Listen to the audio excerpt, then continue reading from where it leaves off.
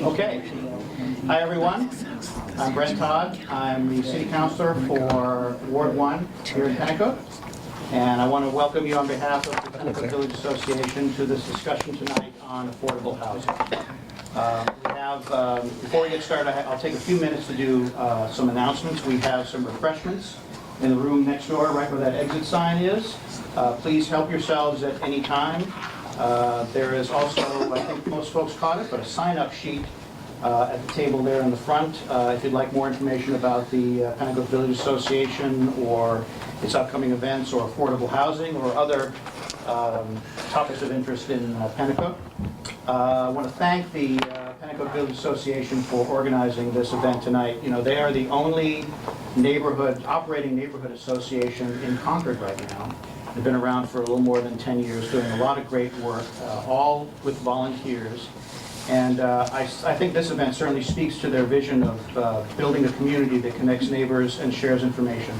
It's exactly what we're doing here tonight. I think there are several PVA board members here tonight that I noticed. We have Jen Craig right here. We have Terry Maxwell, Al Brack. And did I miss anybody? Oh, it's Steve Shurtleff. Thank you very much.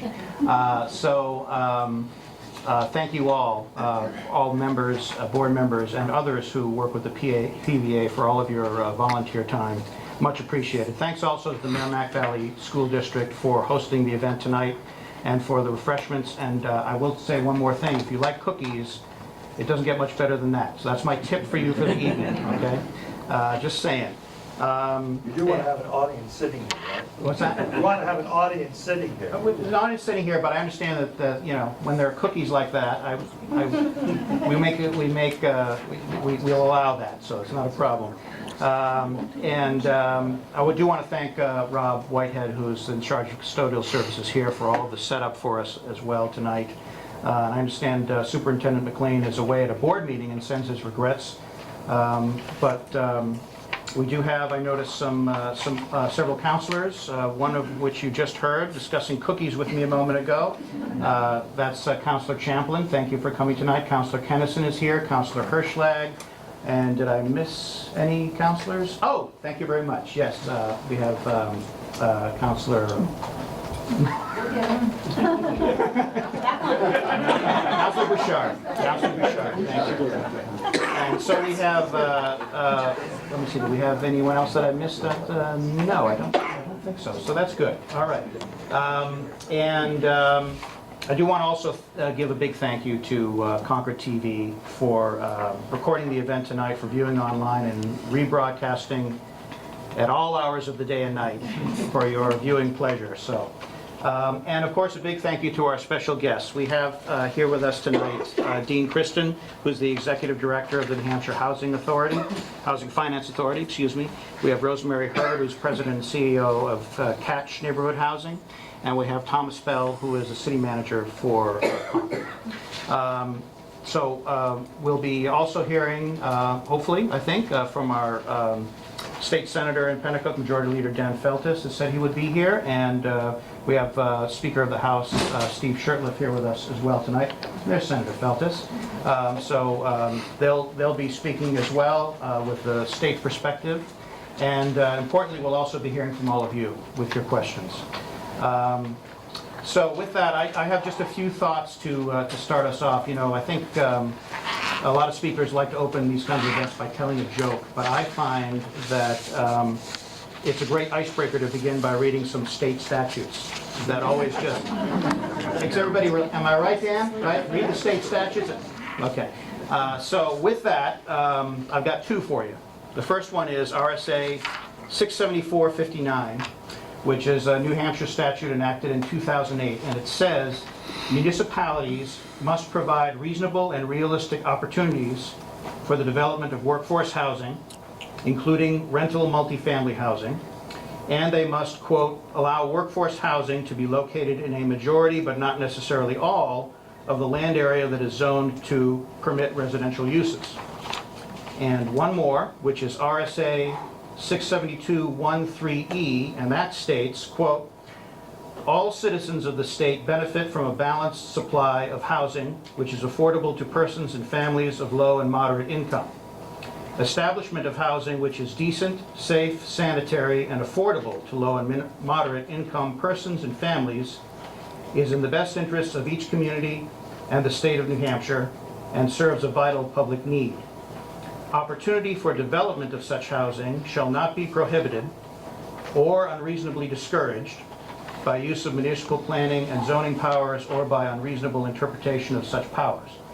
So in many ways, that kind of says it all. What was the number on that we're- one again? Yep, the second one I read to you was RSA 672-1, and it's the subsection is 3E.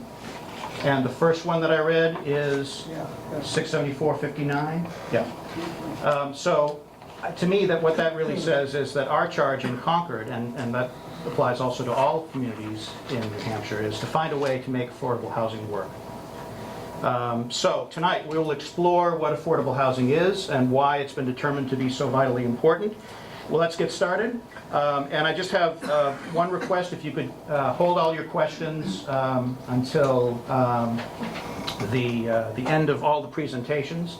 And that way you'll have all the information and be able to ask your questions appropriately at that time. I do also want to mention I see Representative Connie Lane in the audience as well, so thank you very much, Connie, for coming too. And let's get started, and we'll turn this over to Dean Christon to start us off. Thank you, Dean. Thank you. So good evening. I hope people can hear me. I have a cold, started yesterday. Maybe be good for you not to hear me. I don't know. We'll find out in a moment or two. I'm going to sit here, if I can, simply I'll be closer to the microphone to record, but if you need me to stand up so I can project better, just sort of wave and let me know that. I have a presentation that really focuses on three things. It talks a little bit about who New Hampshire Housing is, so you have a sense of who we are, what we do. It focuses more significantly on really the dynamics of our housing market in this state and some of the challenges that we're facing as a state. And then it talks a little bit about what we're doing specifically in the area of multifamily housing that is related to trying to meet those challenges. But I'm happy when we're done to talk about anything related to the work we do that would be of interest to folks. So just to give you a little quick background so you have a sense of who we are and where we come from on this issue is New Hampshire Housing is a public corporation that was created by the legislature about 40 years ago. As a public corporation and an instrumentality of the state, what does that mean? We're not a state agency, we're not a department of state government, we're not in the state operating budget, we're not state employees. But on the other hand, everything we do is organized and authorized by state statute. We have certain duties and responsibilities in state law, and we're governed by a board of directors that is appointed by the governor with the consent of the executive council. We have this broad mission to try to address the housing needs of low and moderate income people, and that's defined in the statute across the state, and through doing that to try to provide for the kind of balanced and adequate supply of housing that the councilor spoke to earlier, and to support both the state's real estate economy and through that work the broader economy of the state. And I think one of the things that's interesting about that is that 40 plus years ago the legislature recognized that there was a direct connection between having a strong economy and having both a strong real estate economy and a balanced supply of housing to help support that economy, so that if you tilt one way too much and not to the other, you're going to make it difficult to recruit and retain employees, for instance, and we'll talk some more about that later on. This is really a piece about all the good stuff we've done over the years, and what I'll tell you here just very quickly is we've been involved in doing single-family housing work for many years. We've done about 46,000 homes across the state, helping people, particularly first-time home buyers, purchase their first home. We work in the area of home ownership counseling as well. We provide direct rental assistance to about 9,000 households statewide on an ongoing basis, primarily through federal rental assistance programs, and we'll talk a little more about those in a moment. And we've helped to create about 15,000 units of multifamily housing across the state as well. And you know, there's some annual numbers there for calendar year 18, and you can just get a sense of the scale of activity that the authority's involved in. It involves about $600–700 million a year worth of investment across the state's real estate economy. So the specific programs, the direct rental assistance programs, these are in fact federally funded programs. They provide either tenant-based or project-based rental assistance to very low-income households. The people that benefit from these programs tend to be folks with incomes about $16,000 or less. They are predominantly the seniors or people with disabilities. The tenant-based programs allow someone to take what is literally a voucher and go somewhere into the private market, decide where they want to live, with usually small-scale private landlords. And the project-based programs are directly connected to a property where the property owner has entered into a long-term contract with the federal government and us to receive that assistance on behalf of the tenants. The majority of the project-based rental assistance in this state is for seniors in what we all think of as senior rental housing. Our home ownership programs are worked through local lenders across the state. We basically are a source of capital to them. We bring money into the state to help them make loans to people that might not otherwise be able to access loans under terms and conditions that make it possible for first-time buyers, people who perhaps don't have as much in the way of down payment, and other factors to access home ownership. And we'll do about 2,000 units a year through those programs across the state, perhaps $300 plus million worth of total investment. And then our multifamily programs are focused on helping to create both mixed income in particular, where we can, and where that's not possible, a fully targeted rental assistance, multifamily housing for people who are generally at 60% or less of median income. So our statute requires us to focus on people in that income range, but we can in fact do mixed income housing and in fact encourage that when we're working with our development partners. We are a financer here when we do this work. We're a funder. We support these properties with loans and grants and other tools. We are not an owner or developer of rental housing, and so we rely on partners to make that happen. We do 500 to 1,000 units a year across the state of that type of housing. And we have about 400 projects in the portfolio, and as I mentioned earlier, about 15,000 units. And then last but not least, we are very engaged in doing research and analysis in the area of housing. We have a statutory obligation there to try to understand the dynamics of our housing market and to make that information available to the public and to public officials on an ongoing basis. You can go to our website and see an extensive amount of information about housing needs in our state and what the challenges are around that. And in fact, it is that work that really leads us to talk about some of the challenges that we face now as a state. So I like to start with this chart that talks about unemployment because I think it's a good indicator of the strength of our economy. And I think most people get that New Hampshire has been benefiting from a pretty strong economy for a number of years now, as has the region to a large extent and the nation. What happens when you have a strong economy and you have a good employment circumstances is that housing demand goes up.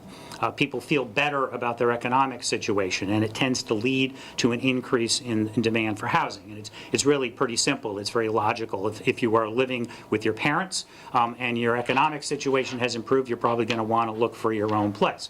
If you have a roommate and maybe you don't want that roommate anymore, you're going to look for your own place. That adds to housing demand. People who already have an apartment might want a better one, a nicer one, a larger one that's closer to where they work. Someone who already owns is in an apartment, wants to own a home, is going to go looking to buy a home that they can afford, and subsequently somebody who owns a home might want a bigger home or a nicer one, something that's better for their family needs. All those things generate demand for housing, and we've seen a significant increase in demand for housing on both the for sale and the rental side over the last few years. So, excuse me, if you separate those two components for a moment, which is kind of the way that we look at the market, the home buying market, the gray lines here, and I'm not sure how well you can see them for where you are. The gray lines are month-to-month numbers, and they really are very impacted by seasonal dynamics in the market. It's really the trend line that you want to be looking at here, the blue line. It shows you sales activity in New Hampshire across the state over the last few years. And really, you can see that there was the period of the recession when sales activity bottomed out a bit, but then it has come back pretty steadily. And although there's a little bit of a dip in the year-over-year numbers from 18 to 19, it's our view that that's really associated with a tightening of inventory. The fact that people just can't find affordable homes to buy is the main reason why those numbers have gone down a little bit. And you can see that illustrated here in a sense of what is that inventory across the state. So housing for sale housing inventory is calculated by looking at the months of inventory left available to sell. And so it's really simple. People really look at what's the rate of sales activity, how many units are on the market, and theoretically, how long would it take you to sell all those units if you didn't add another one to the market. That's how inventory is established here and analyzed. And our inventory statewide at the end of August was about 4.4 months. That compares to what most observers would indicate a balanced market is somewhere between 5 and 7 months worth of housing inventory. And in fact, if you look at it across the state, you can see, we've highlighted Merrimack County, you can see that, most of the parts of the state that have significant population have a fairly low inventory of homes for sale. When you get farther north into the more rural areas, that inventory goes up. But I can tell you that even in Coos County, which has a 9-month inventory, that number was almost 3 times as large not that long ago. So there's even been a significant tightening in inventory there. So what happens when you have a tight inventory like this? Well, housing is a commodity. There's the laws of supply and demand that people learned in a building like this at one point apply to housing. And so when you have a lot of demand for housing and you don't have a lot of supply, you tend to see upward pressure on prices. So if you look at sales prices for single-family homes in the state over the last few years, you can see that there's been a fairly significant and steady increase in those prices. And even year over year, in the last year, as that sales activity bottomed out a little bit or came down a little because of that inventory issue, prices continue to rise because there just isn't enough inventory to meet the demand. And so we've seen now median purchase prices statewide getting close to $300,000 in the last cycle. Now, when you have prices that are that high, it obviously creates a challenge for potential first-time buyers in particular. It means that people have less choice. It means that they may not be able to leave the rental market if that's what they want to do. And that creates more demand on the rental side. And one of the ways that we look at that is with vacancy rates of rental housing. And we track this through an annual survey that is actually one of the more comprehensive assessments of this that's done in any state in the country. And we do this every year just to get a sense of what the trend dynamics are. And these are statewide numbers, and they will give you a sense of how our vacancy rate has played out over really the last 20 years. Now, that gray bar across the top is what most experts would argue is a balanced rental market, a market where it's not overly tight. It's not a market that is going to create a challenge for people looking for an appropriate rental property. And you can see that with the brief exception of the sort of depths of the recent recession, we never even got close to a 5% vacancy rate on a statewide basis. And rates have been under 3%, which is what most folks would indicate is turnover, meaning there really isn't a real vacancy. It's really the time it takes for one tenant to leave and a new one to come in, and for maybe somebody to refresh the unit a little bit is really all a 3% vacancy rate indicates. We've been well below that for a number of years on a statewide basis, and actually the numbers are bouncing around 1% in most markets. In fact, if you look at on a county-by-county basis, I don't know how well you can see this, but they're pretty much under or at 1% in most of the state, including in Merrimack County. And if you even look at numbers, we can get down to a relatively small market area with this data in the Concord area. You will note that the trend lines are very similar. Before anybody asks me, I can't explain that little blue arrow. Our sense is that there was some sort of a sampling issue in 2018 that gave us kind of an odd outcome. But I think the more important issue is that the overall trend line is consistent with the state's numbers, and those overall vacancy rates are really, really very low. So that means people's housing choices are very limited. It means they may well be having to drive a lot further to work than they would prefer to. It has other implications for our housing market and for individuals. It also means that there's upward pressure on pricing here as well. So if you look at statewide rental costs, you can see that the line here has been pretty consistently moving upward. And one of the things I always like to point out here is that we did go through this massive recession that people recall not that long ago. You can't see any evidence of that in this line. There was maybe a little bit of a flattening in the rate of increase in rents, but it accelerated pretty quickly once the economy began to recover, and it has continued upward. And if you look at the statewide numbers, which you probably can't read very well, they're in the $1,200 to $1,300 range for a two-bedroom unit in most markets in the state. In this market, they're around $1,200. Now that number translates into somebody needing to have an income in the $35,000 to $45,000 range in order to afford that kind of a rent. That's not always affordable to particularly entry-level workers, to service workers, to a lot of healthcare workers, and creates a challenge for people in that environment. And why do we have a shortage of the type that we have? Because we're just not building enough housing. And that's what this chart is an attempt to show you. The blue line here is single-family building permits over a significant period of time. The reddish line is multifamily building permits. You can see that there was a significant drop-off in activity during the recession. The single-family line has never really recovered. The multifamily line has recovered a bit. But the reality is we had a significant excess demand for rental housing before the Great Recession hit, and we really have never begun to build enough rental housing to make up for that demand. It's also been affected, frankly, by cultural changes. One of the things that you will read if you study this issue is that younger people now have more of a preference for rental housing than they did not that long ago. Maybe that's not going to last forever, but there is a tendency to wait longer to purchase a home, both because of the economics and because of concern about mobility in terms of job opportunities and things of that nature. So that simply means that there's more demand for rental housing now, for instance, than there was pre-recession as well, while we're not building enough rental housing to actually make up for that demand. And again, that means prices continue to go up, affordability becomes more challenging, and we hear a lot from folks that either are employers or are involved in economic development work around the state that one of the biggest challenges the state faces now in this arena is the ability to recruit and retain workers is related to their ability to find housing that they find acceptable and affordable. And that means a lot of things to a lot of people. So it is even true when I engage with folks in the Upper Valley, for instance, around employers such as Dartmouth-Hitchcock Hospital, who are recruiting in some cases fairly highly paid medical professionals. They will tell you that they still find a housing environment that does not support their ability to recruit people because the choice is limited and the cost is very high. And that filters down, frankly, to other employers as well. Municipalities that are trying to recruit people for their jobs, school districts, healthcare providers that are perhaps looking for entry-level people as well tell us about the challenge that they face in this environment.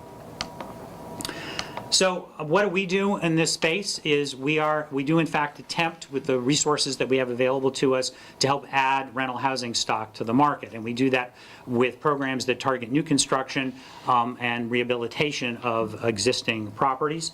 Again, as I mentioned earlier, we are not a builder. We don't, as I like to say, we don't deliberately own any housing. So we work with partners like Catch and others, for-profit and nonprofit developers that will identify opportunities and bring those opportunities to us. We then help them get those properties built. We do, in fact, do, as I said earlier, both highly targeted as well as mixed income properties across a range of different kinds of projects. So the examples here that include a new construction project down in Bedford, a rehabilitation of a property in Dover, and actually a special needs property in Bethlehem that is focused on people with a particular disability. These are just some examples of the kinds of rental housing that we have financed recently in various parts of the state. You'll see the scale here tends to be be commonly in the 30 to 50 unit range, although we do in fact finance projects much bigger than that. We find that it is really common for people to come to us with projects of a smaller scale that sort of meet the needs of New Hampshire communities on a more ongoing basis. Properties will often have a mixture of 1 and 2 bedroom units, occasionally 3 bedroom units. Not uncommon to see an increasing number of 1 bedroom units in projects that are brought before us now, and that really reflects the other cultural and demographic changes where there's a lot of single-person households that are looking for housing in our current environment. A couple of more examples of projects in various communities, and with that, I will stop and let other people talk, and then I'll be happy to answer your questions later on. We do really like Dean. We're not just sitting far away from him You are for any other reason other than the fact that he's sicker than a No one in their dog. right mind would sit right next to him. Okay. So at the outset, I just want to thank Councilor Todd for the invitation to speak here this evening and to recognize our elected officials and to welcome all of you. In particular, I would like to welcome a past board member and a current board member of Catch, Connie Lane, who's with us here tonight, who's one of our state representatives, was one of our incorporators at Catch back in 1989. And that is 30 years ago, which is just amazing to me that this organization has been around this long. So thank you for all of the groundwork that you and many others laid 30 years ago. And also I would like to recognize Councillor Champlin, who is also one of our most valued board members here this evening, and obviously to recognize to my right City Manager Thomas Aspell. We enjoy a great relationship with the city and look forward to continuing on that. So Catch, obviously, I'm not going to read slides off the board here, but we are a 30-year-old nonprofit, what I call a horizontally integrated organization, nonprofit style. And we've evolved over those 30 years in terms of being a developer, in terms of being a property and asset manager, and also we have a homebuyer education center that we educate everybody in the public, regardless of income, on the many ways to become homebuyer ready, to do things like improve your credit score, really understand what you're getting into when you're buying either a single or multifamily home. We also have, of course, our affordable apartment program, which I will talk to a little bit in a little while. So we really strengthen communities by creating opportunities for people that are otherwise not being served. And our purpose really is to support a stable economy. And a stable economy not just for the community we're in, but also as it relates to the residents who live in our properties. We strive to preserve units where we can, and oftentimes we will acquire and renovate substandard housing. We just finished a fantastic development project in Franklin, New Hampshire, not that long ago, and that was the mill building right in the center of the downtown. I happen to have spent some of my lifetime in the textile industry, the Yamaskate Company in Manchester, and so I have a great love for that particular business and for the incredible buildings that that industry has left behind.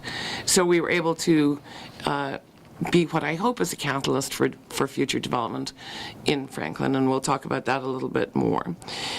We also look to really support our residents who live in our properties to become more efficient, more successful in their daily lives. And we do that through providing a mix of family and senior housing. We have many seniors in our housing who have retired from positions like nursing and teachers who simply cannot make ends meet on a day-to-day basis. And so we are really proud of our ability to be able to make a huge difference in their lives.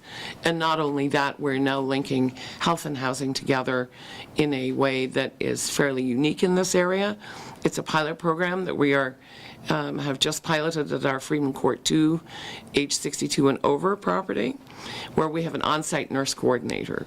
So many of us have had aging parents who fall and break a hip, and if there's nobody watching out for them, wind up back in the hospital not that far down the road.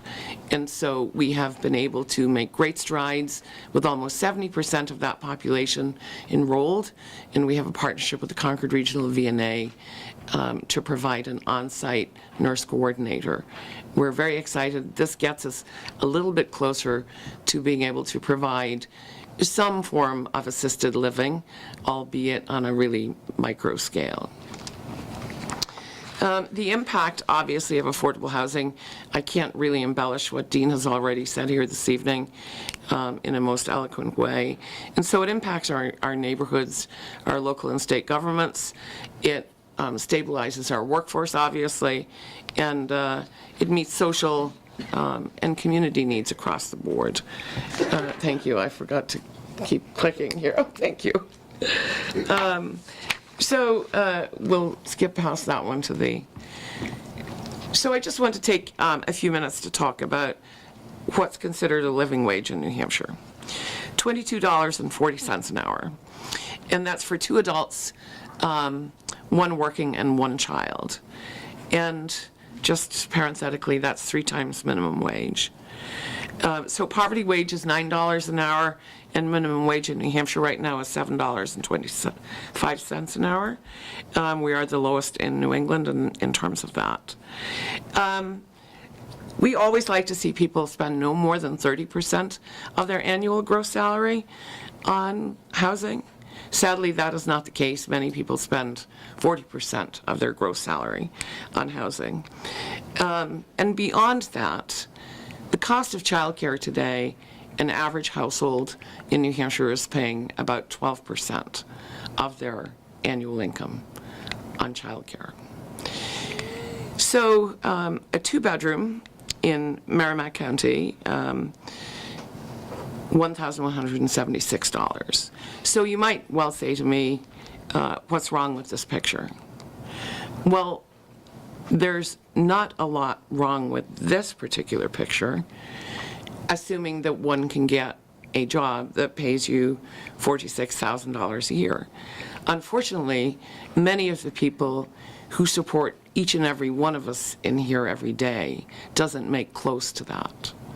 And the cost of childcare is way in excess of that other person going out and getting that minimum wage job. So what we try to do is bring affordability to the folks that we serve. And on your way in this evening, there was a summary sheet about Catch, and if you haven't taken one, please take one on the way out. On the back side of that summary sheet is a list of all of Catch's resident employers. And we have many, many people work for the same employer. New Hampshire DOT, City of Concord, Concord Hospital, and the list goes on and on. So what we're really talking about today is the working poor in many instances, or indeed individuals who need support either because of mental illness or a physical disability. And as communities, we have an obligation to provide housing for those members of our family as well. So,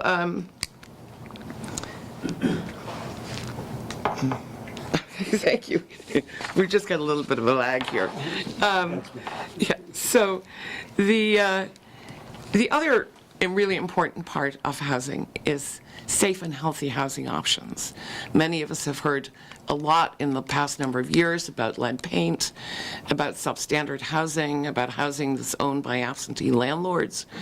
And really what we create on a daily basis is something that I would be happy to have my mother living in. And if at the end of the day we can say that, then we can really feel pretty good about what it is that we're providing for the community. I came from the for-profit sector, and spent most of my life in for-profit real estate development. And I can tell you that the reason that we don't have enough of rental housing in New Hampshire is that you cannot make the numbers work.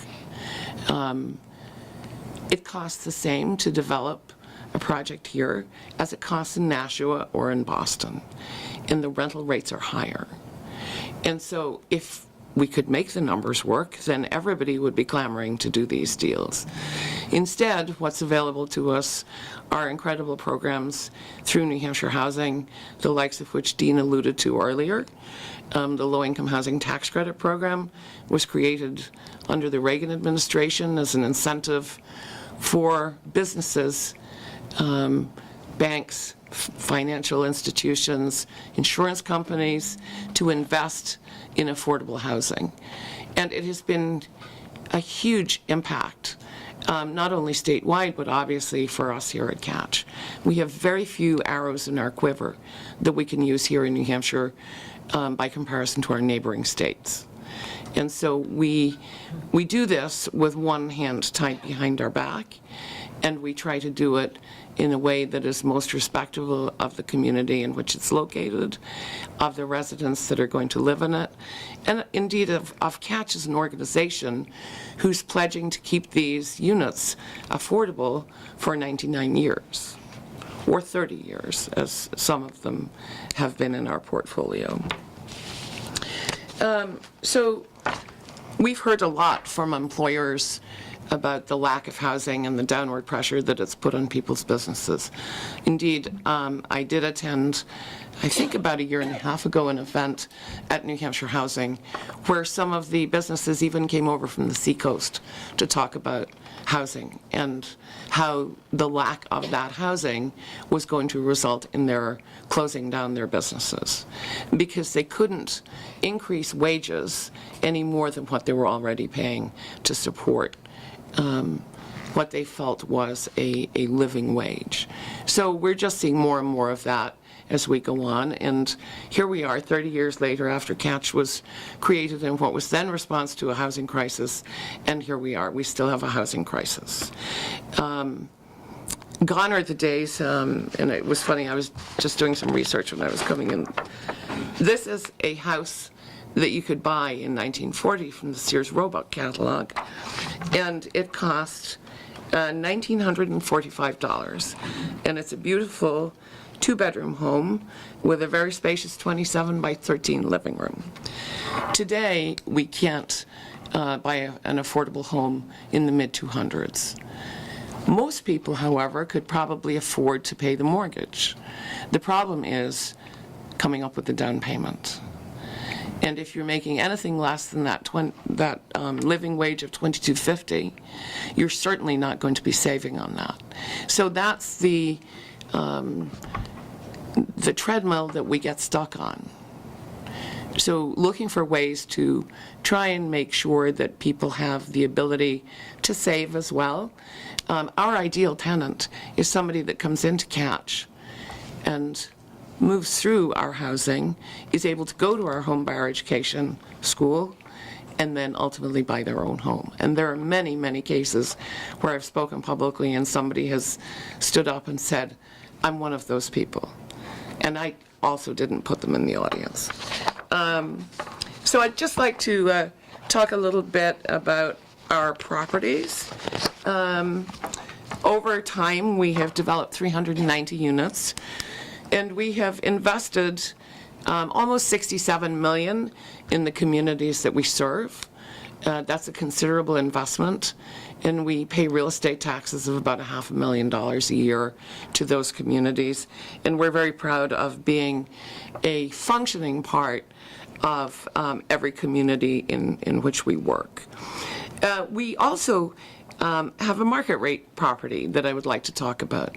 And I think this is a direct result of Catch's belief that we have to be part of the solution across the board. So Catch owned what I would call a hinge block property on Main Street in Concord, which was the Endicott Hotel. At that point in time, it was the only location that made sense to put market rate housing in the downtown. And I firmly believe that successful communities have a range of housing options that are affordable to everybody, not just one segment of our market. So we were very proud to be a partner with the city to kind of be the groundbreaker, if you will, on creating market rate housing in the downtown, while simultaneously developing a new property around the corner at Menino Place, which provided much, much nicer space than the folks had when they were living at the Endicott as an affordable property. So just to, I've done a little bit of what Dean has done here to give you an idea of some of the properties that we have developed. And I've included the project cost and the jobs created and the real estate taxes paid on each of these developments. So we did a fabulous development in Bow. And when I first came to Concord, and I hope nobody, is anybody here from Bow? Everybody said, you know, hell will freeze over before there is ever an affordable housing development in Bow. And I think that one of the things that sets Catch apart is our ability to develop relationships. We want to be that partner to work with the town as opposed to going in and telling the town what it should do. And that has worked really well for us. And we were very, very fortunate to be able to create such a relationship in Bow. And now we have 2 phases. The first was 20 townhouses. As you're going up 93, if you drive past the state liquor store going north and you looked up to your left in the hills, this is just a magnificent property. You can see all the way to Mount Washington. It has wonderful open space for children to grow up in. We have a couple of teachers who actually, but for this development, would not have been able to stay in the town of Bow.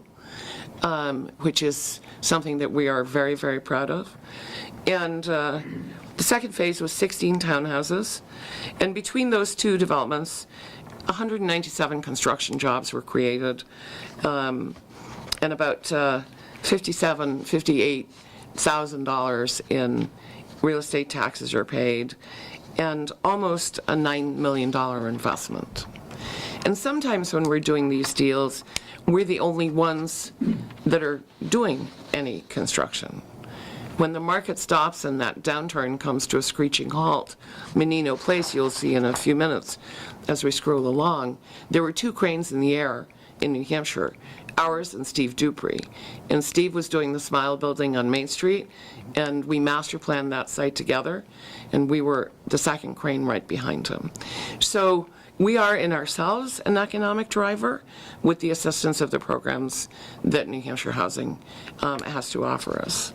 The Endicott Hotel, we invested $4.6 million in that, created 80 jobs and almost $54,000 in real estate taxes. The reason this worked and the others don't work is that we own that property outright. If we had to go out and purchase that property, we would never have even come close to putting a deal together that would have penciled out from any banker's perspective. Freedom Court 1 and 2, located up on Manchester Street, right behind the Volvo dealership. That was a very interesting development.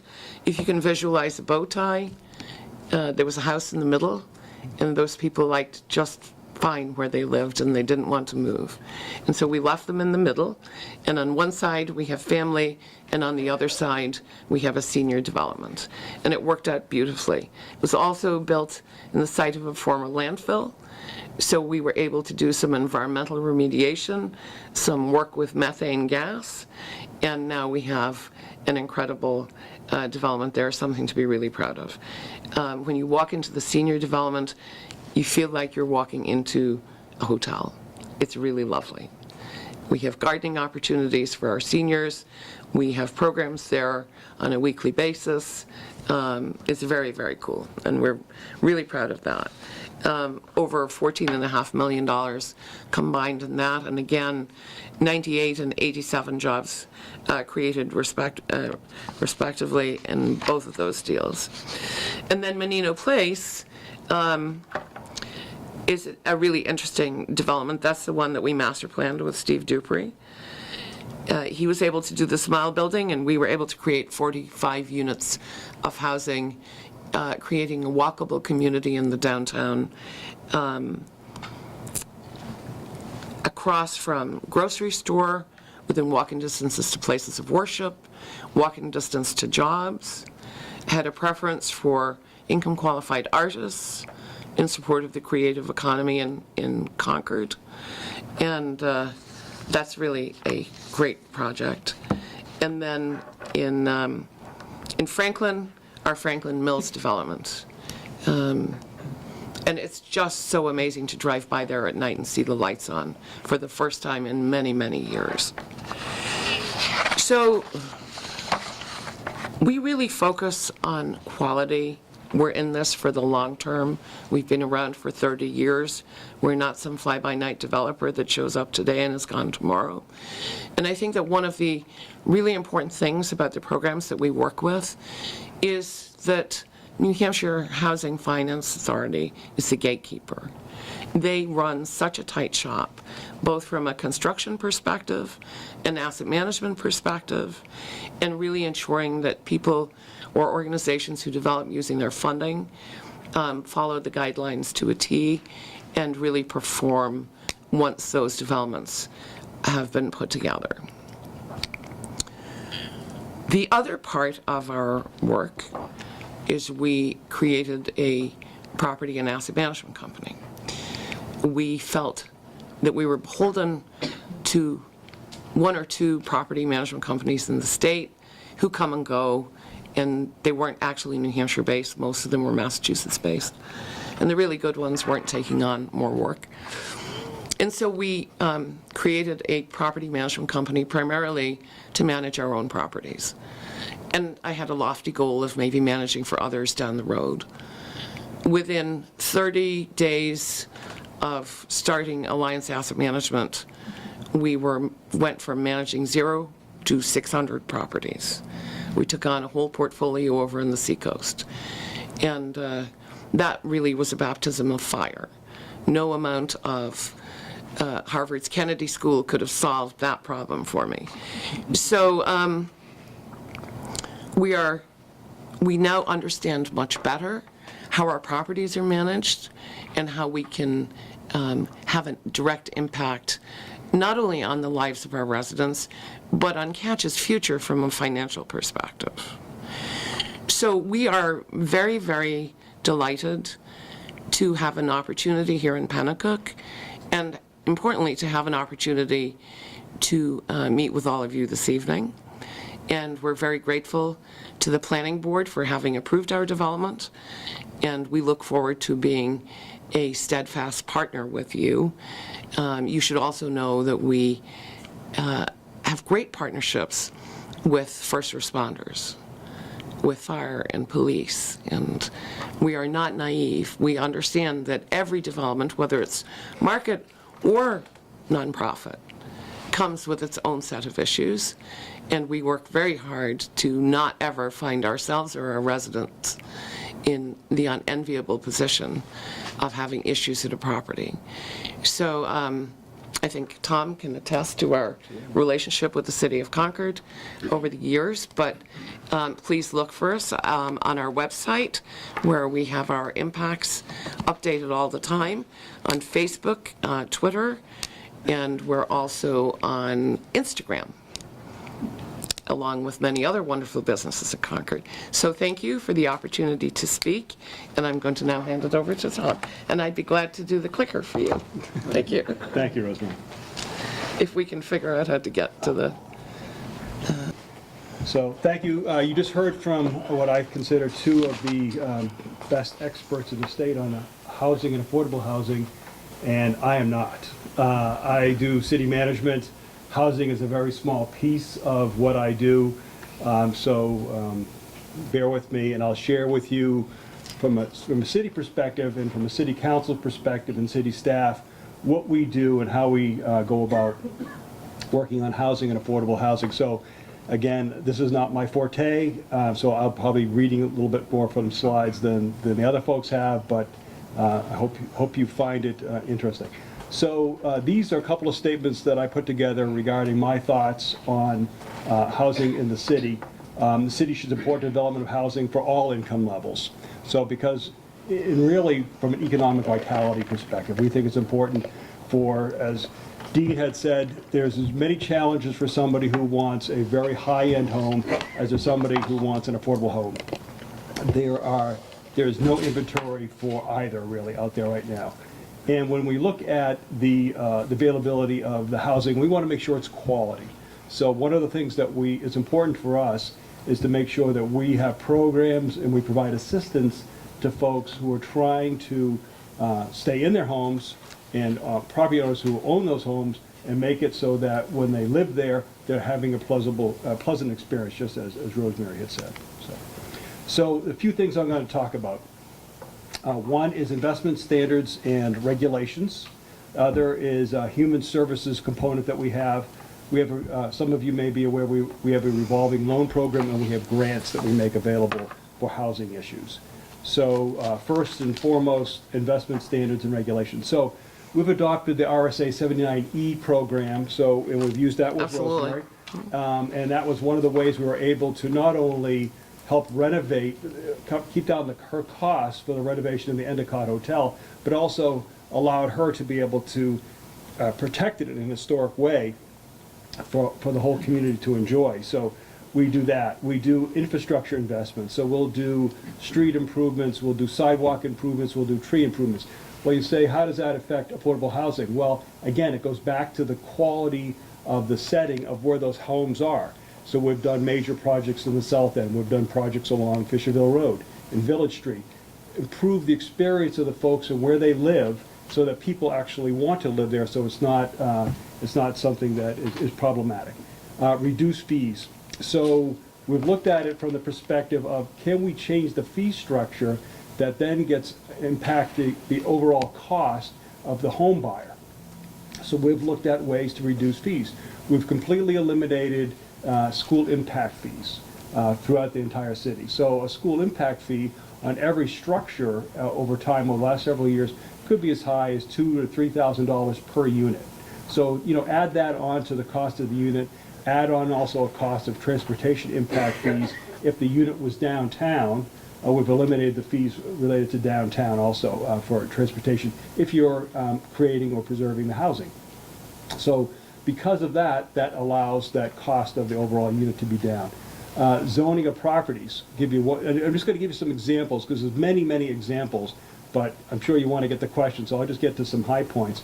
There used to be a requirement just a few years ago the City Council has eliminated, where if you're doing a residential development of 4 units or more, and you would need to set aside 60% of the property as open space. Well, you think about that, you're setting aside 60%, it can't be developed, it can't be used, it's going to impact the overall cost of the project for the developer, which then gets transferred to the home buyer. And revised regulations. Well, when you look at some of these smaller streets out particularly in the country, you notice that you don't need the same type of road design standards that you need in other sections in industrial or commercial development. So by reducing those standards, the planning board looked at that and said, we can reduce these, reducing the overall cost of development projects, therefore reducing the cost of the units. And that's what we found to be helpful. Now, we have a human services department. This is where I'm going to get into things that you might not think of, again, as affordable housing, but these are important things we do every single day to try to keep people in their homes. And that's really what we're trying to do. So we have, historically, 90% of our general assistance budget is spent on rent. And so the question for that is, how much is that? That's $221,000 a year. So the City Council is appropriating tax dollars of about $250,000. It fluctuates, it's down a little bit right now. And 90% of that is simply going to rental assistance to folks to be able to keep them in their home. And why does the City Council want to do that? Because if those folks cannot stay in their home, then essentially what we're doing is we're taking those dollars, that taxpayer dollars, and remember, we have to provide whatever dollars for the people who legitimately need them, and we're going to have to find them housing. And many times that could be a hotel, Or that could be someplace out of town where we have to also pay transportation costs. So we've made the conscious decision that it's better to keep people in their homes. During this past fiscal year, which is ended June 30, we had 300 rental assistance cases over the year. 104 were under immediate eviction notices. So we were able to help keep the 104 households in their homes instead of those people being on the street. We had another 155 who owed back rent who could be pushed out at any time. Now remember, what Dean was talking about is the rates that people can get and the demand for those units. Well, if there's somebody right behind you who can actually take your spot and they can kick you, landlord can kick you out, move somebody else in who's going to pay the rent, you're gone. So we're trying to work with those folks to keep them in their homes, to keep them from getting on the street. And 116 of those units were for folks who needed heat. So it's great if you have a unit, but winter's coming, and you need to be able to actually heat those units. So we actually help people with heating assistance on this too. Again, all for $250,000 a year. This is how many people we've been able to help. We work with landlords and community partners to do all of these things. So we develop, again, Rosemary talked about developing relationships with property owners so they know they can count on us and we can count on them to keep folks in their homes. And again, it's providing stable housing. It's important if people lose their homes, they either end up on the street or they end up on somebody else's couch, and particularly whether it's them or their children. That has impacts in the school system, that has impacts on the police department, the fire department. People are now camping outside, whether it's along the Merrimack River or behind Lowe's or wherever it's going to be, which then has mental health issues, drug issues. We believe the approach that we have is a sound one. Looking at the next section, we have a revolving loan fund. So we've distributed, this is a program that we've had in place for 30 years. In that time, we've distributed over $4 million in revolving loans. Again, these are monies that go out and come back. We've only had 2 defaults in 30 years for very small dollars. We've made 138 loans. We've assisted 568 households for providing these loans. Again, we get paid back on this and we just get that money back out. Every year, the council reappropriates the money that gets paid and we get it back out on the street. We've assisted 13, no questions. 13, this is my one opportunity to tell Councilor Champlin no. 13 assisted service agencies. So I'll talk about these specific ones in a minute. I'll give you some examples. So for example, and again, this is where I'll read from my notes. So for a single family, I'll give you some specifics because this, I think it really brings it home. For a single person, we did weatherization and insulation. For head of households and families, we've done siding, repairs, and replacement. I want to tell you these examples because you can actually see how it applies on a day-to-day impact. For 2-parent families, lead abatement and asbestos removal. For elderly, we've done windows and skylights, storm and exterior doors. For grandparents, we've done heating system replacements. I'll give you a couple more examples. Persons with disabilities, whether they're mental, emotional, or physical, we've cleaned up sewage problems that they've had on their properties. For single-family homeowners, repairs due to mold, water, bug infestation. It goes on and on and on. Every single example that you can think of, we will try to work with those folks to make those improvements. But looking at the service agencies, so we also provide these loans to service agencies so they can actually do programs too. So we've done work with Riverbend, Merrimack Valley Daycare, Penacook Assisted Living Center, Penacook Community Center, Second Start, and the YMCA. And that goes on and on and on. So again, working with agencies so they can then provide the services to the same set of folks. Next. Community Development Block Grants. So this is a 40-year program. We've made $21 million in grants to 80 different grantees. I've just listed some of the ones that I think you may be more familiar with. So whether it's Fisherville 82 Manufactured Housing Cooperative or Fisherville 107, and these are going in and doing major projects in the usually in the $400,000 to $500,000 range. South End Revitalization Project, Island Shores Estates, and for these, give you an example of the benefactors of some of the other groups that we've worked with. So these are the grants to individual renovations for housing units. We've also done housing units in particular for apartment buildings, new affordable housing units, boarding homes, We've done multi-year programs for downtown Concord, Penacook Village, and the Fosterville. And I'll give you an example of the benefactors for this. Just a few examples: Child and Family Services, Fellowship Housing, Fisherville Cooperative 82 and 107, the Friends Program, Goodwill Industries, Merrimack Valley Daycare, Dean had mentioned daycare issues, NAMI, National Association for the Blind, Penacook Community Center, Riverbend, Salvation Army, Second Start, Friendly Kitchen. Those are grants. The city is not an entitlement community. We're not Portsmouth, we're not Nashua, we're not Manchester. We have to apply for every single grant that we get. We've applied for, again, I'll check my notes. We've applied for and received $21 million in grants over those years. So 40 years, $21 million, $500,000 a year. So we've been able to receive those grants, and then we get those dollars directly out into the community. We then, when we get, if any of those end up being loans, which very few are, we then recycle those loans back through the revolving loan program. Next. So I just wanted to talk about another part of us that you may not think about. That's the Concord Housing and Redevelopment Authority. Concord Housing and Redevelopment Authority is an agency of the city. So I'm just going to talk about two specific projects, because I know that Rosemary and Dean would talk about their specific units, so I'm just going to talk about some ones that you might not be aware of. So for the Concord Housing and Redevelopment Authority, they do projects throughout the city, and they do them in small increments. So this is 10 to 12 South State Street. It was built in 1880. And it was a 3-unit building. Renovations have included a new roof, all new vinyl windows, new gas furnace, hot water heater, insulation, plumbing, electrical improvements to bring it up to code. Its interior is completely gutted, reframed, 3 2,500 square foot, 3-bedroom apartments, and this is affordable housing. This is what affordable housing looks like in walking distance to downtown. And again, it's something otherwise that would have deteriorated. Next one. And one that was just finished is 4 Wall Street.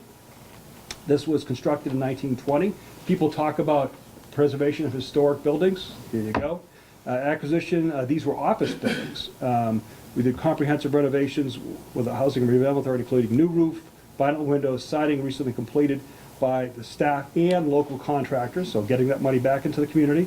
Installed new gas furnace, water heater, replaced buildings insulation, plumbing, electrical work, and this produced 2 brand new rentable units of market rate housing in downtown. So again, getting it back, it went from commercial, which was no longer being used, acquired, renovated, and put back into the market to, again, handle the demand. And with that, I just would like to say, the reason I presented those is because those are things you're not going to hear about. You're not going to read about it in the paper or hear about it in the news, because these go on every single day, and it's done by the City Council, done by the Concord Housing Redevelopment Authority, it's done by the CDAC, Community Development Advisory Committee, but this is what happens in the city, and this is what we spend our few dollars on, but I'll be glad to answer any questions when the time comes. I was looking at Byron. When the time comes. Thank you very much, Dean Christon, Rosemary Heard, Thomas Aspell. Excellent presentations. We really appreciate it. Thank you very much.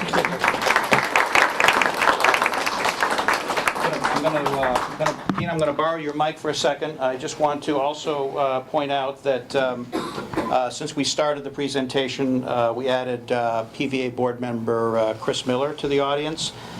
Councilor Hatfield is here, and Mayor Boulay is in the back. Thank you all very much for coming. I believe I also saw, yes, Merrimack Valley School District Board Member Lori Carey is here as well.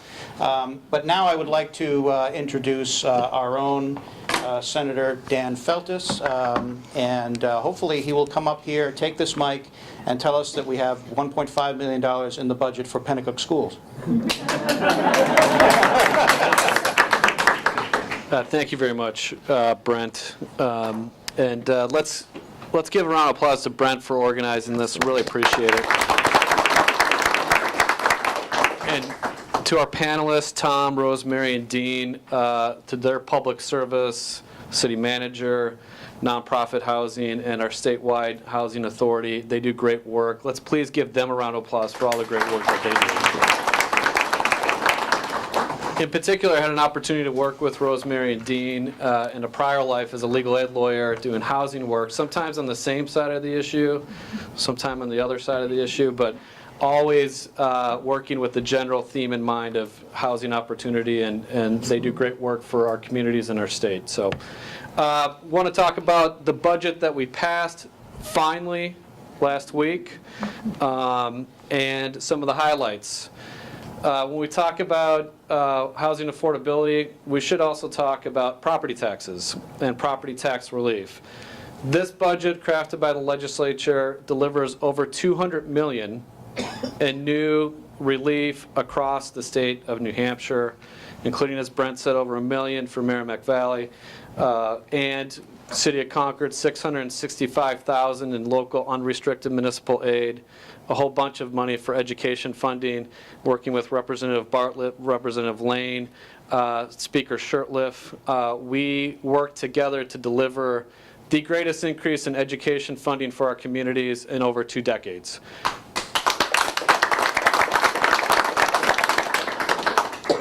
And today, October 1, the Department of Revenue Administration will set the property tax rates across the state of New Hampshire. And in doing so, you're going to see relief across the state of New Hampshire based on the budget that we put together. Couple other highlights in terms of housing. We heard safe and healthy housing as a big issue. This budget has a $3 million zero-interest grant-making function to combat childhood lead poisoning, to help our landlords abate and remediate the hazards of lead in their housing. We have the oldest housing stock in the nation and has some of the most lead in it in the nation, and that causes problems for our kids. Severe consequences from childhood lead poisoning. We passed a comprehensive childhood lead poisoning prevention bill a couple years ago.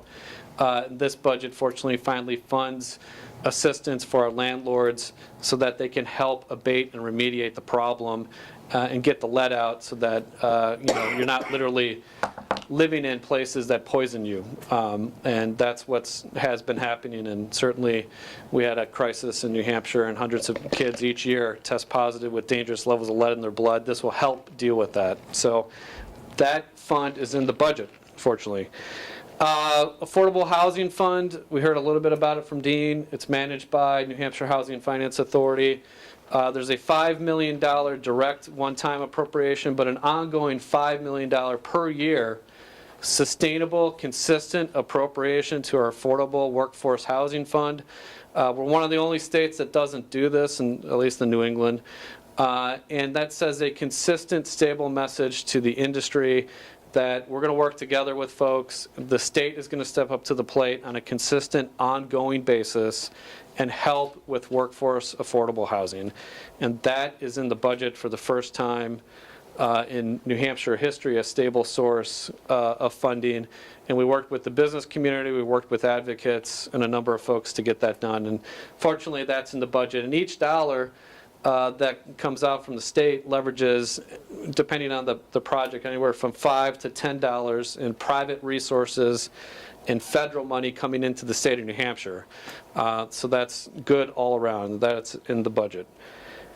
We already talked about education funding and property tax relief, but also want to talk about, in terms of housing, something that hasn't been mentioned tonight, but we have a mental health crisis in the state. And we have a situation where our state hospital is full, and we have an emergency boarding crisis.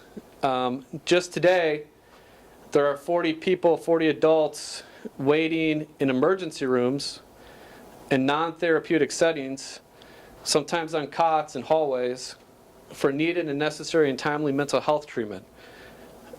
2 kids today are waiting.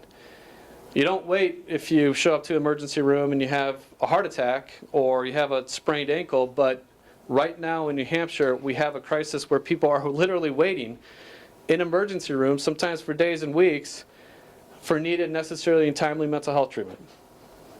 And it's an issue across the continuum care of mental health. It's an issue in terms of housing, too, and supportive housing and transitional housing with intensive case management services for people with mental illness.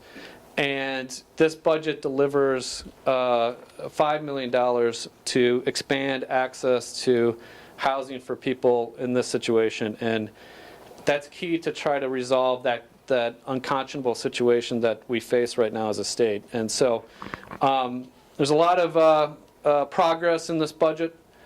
We're fortunate that we have great leaders in the legislature like Speaker Shurtleff, who helped to deliver this budget. And I would like to just say that he did a great job in really getting this across the finish line and doing it in time for October 1 for property tax rates getting set. So please give a round of applause to Speaker Shurtleff.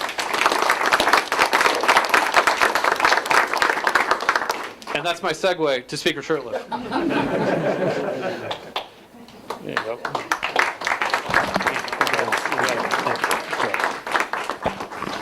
You know him, you love him. Here he is. Thank you, Steve. Brent. There you are. Wow, it's so good to see such a great audience here tonight. And, you know, I saw Ray Duckler here from the Concord Monitor, and it reminded me my first paying job was as a Concord Monitor newspaper delivery boy. And that was 60 years ago, and I was making $9 a week with 115 customers. And I thought, now I'm a Speaker of the House, and I'm making $125 a year as opposed to the $118 delivering papers. And I thought, well, at least I'm making $7 more a year. And then it dawned on me, I didn't pay taxes on the paper route, but I do on the legislative salary, so I'm back in the hole again. But it's so nice to see. I think Christy Bartlett is here also from the New Hampshire House and Ward 10. I want to recognize her for being with us as well. It's so nice to see a lot of the members of the City Council and Thomas Aspell, our City Manager. This past December, I stepped down from the council after 11 years, and I knew I was going to miss all the good friends I got to work with on City Council, but I never realized how much I'd miss them. And we're very fortunate in Concord to have the hard-working councils we have. There's not much more for me to say. Brent did a wonderful job putting this together. I mentioned Ray Duckler's here from the Monitor. I have one little criticism of the Monitor, and I hate to criticize my first employer. I read an editorial this past weekend in the Monitor, and they thanked Senator Jeb Bradley and Senator Lou D'Alessandro for getting the compromised budget through the legislature and signed into law. And I think a lot of Lou D'Alessandro, he was part of our negotiating team. He is the chair of the Senate Finance Committee, and he was a very integral part of this whole negotiations. I have the utmost respect for the senator from Wolfboro, Jeb Bradley. He is one of the bipartisan members of the legislature, and he's passed a lot of great bills and worked on a lot of bills, and some that even his own party didn't want him to pursue, like Medicaid expansion. And so I've got a lot of respect for Jeb Bradley. But if I was the editorial writer of the Concord Monitor and I wanted to give out accolades to two people, in my opinion, that did the most to get this budget passed, I wouldn't have looked past the distribution area of Concord. First was Mary Jane Waldner, the chair of the Finance Committee. She is really the unsung hero. I never saw a word in the paper about her, and I was disappointed because she did a tremendous job working with the Senate and working with the governor and presenting it to the legislature in a manner which they understood what they were voting for and why. And the other is Dan Feltus, who just stepped away from the mic. You saw his presentation here tonight. I'm a guy that gets challenged by trying to balance my checkbook. In the negotiations, talking with Dan about aspects of the budget and the numbers that he had and the thoughts that he had and the ideas on compromise. So if I was the monitor, those were the two people I would have recognized. So I just wanted to point that out. I will just finish up by saying, yes, Penacook will get $1.5 million more in educational funding.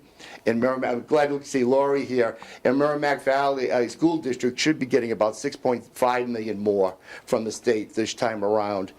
And that was the whole tie-up in the negotiations with the governor. We have a tremendous surplus this year. The governor wanted more to go towards the business cuts. The legislature wanted to go back to the cities and towns and property tax relief and also to improve our school districts. In addition to the money for the school districts, there's an additional $40 million that's going to go back for infrastructure in the local communities. So on that note, I'm going to sit down and let you answer your questions, but thank you all.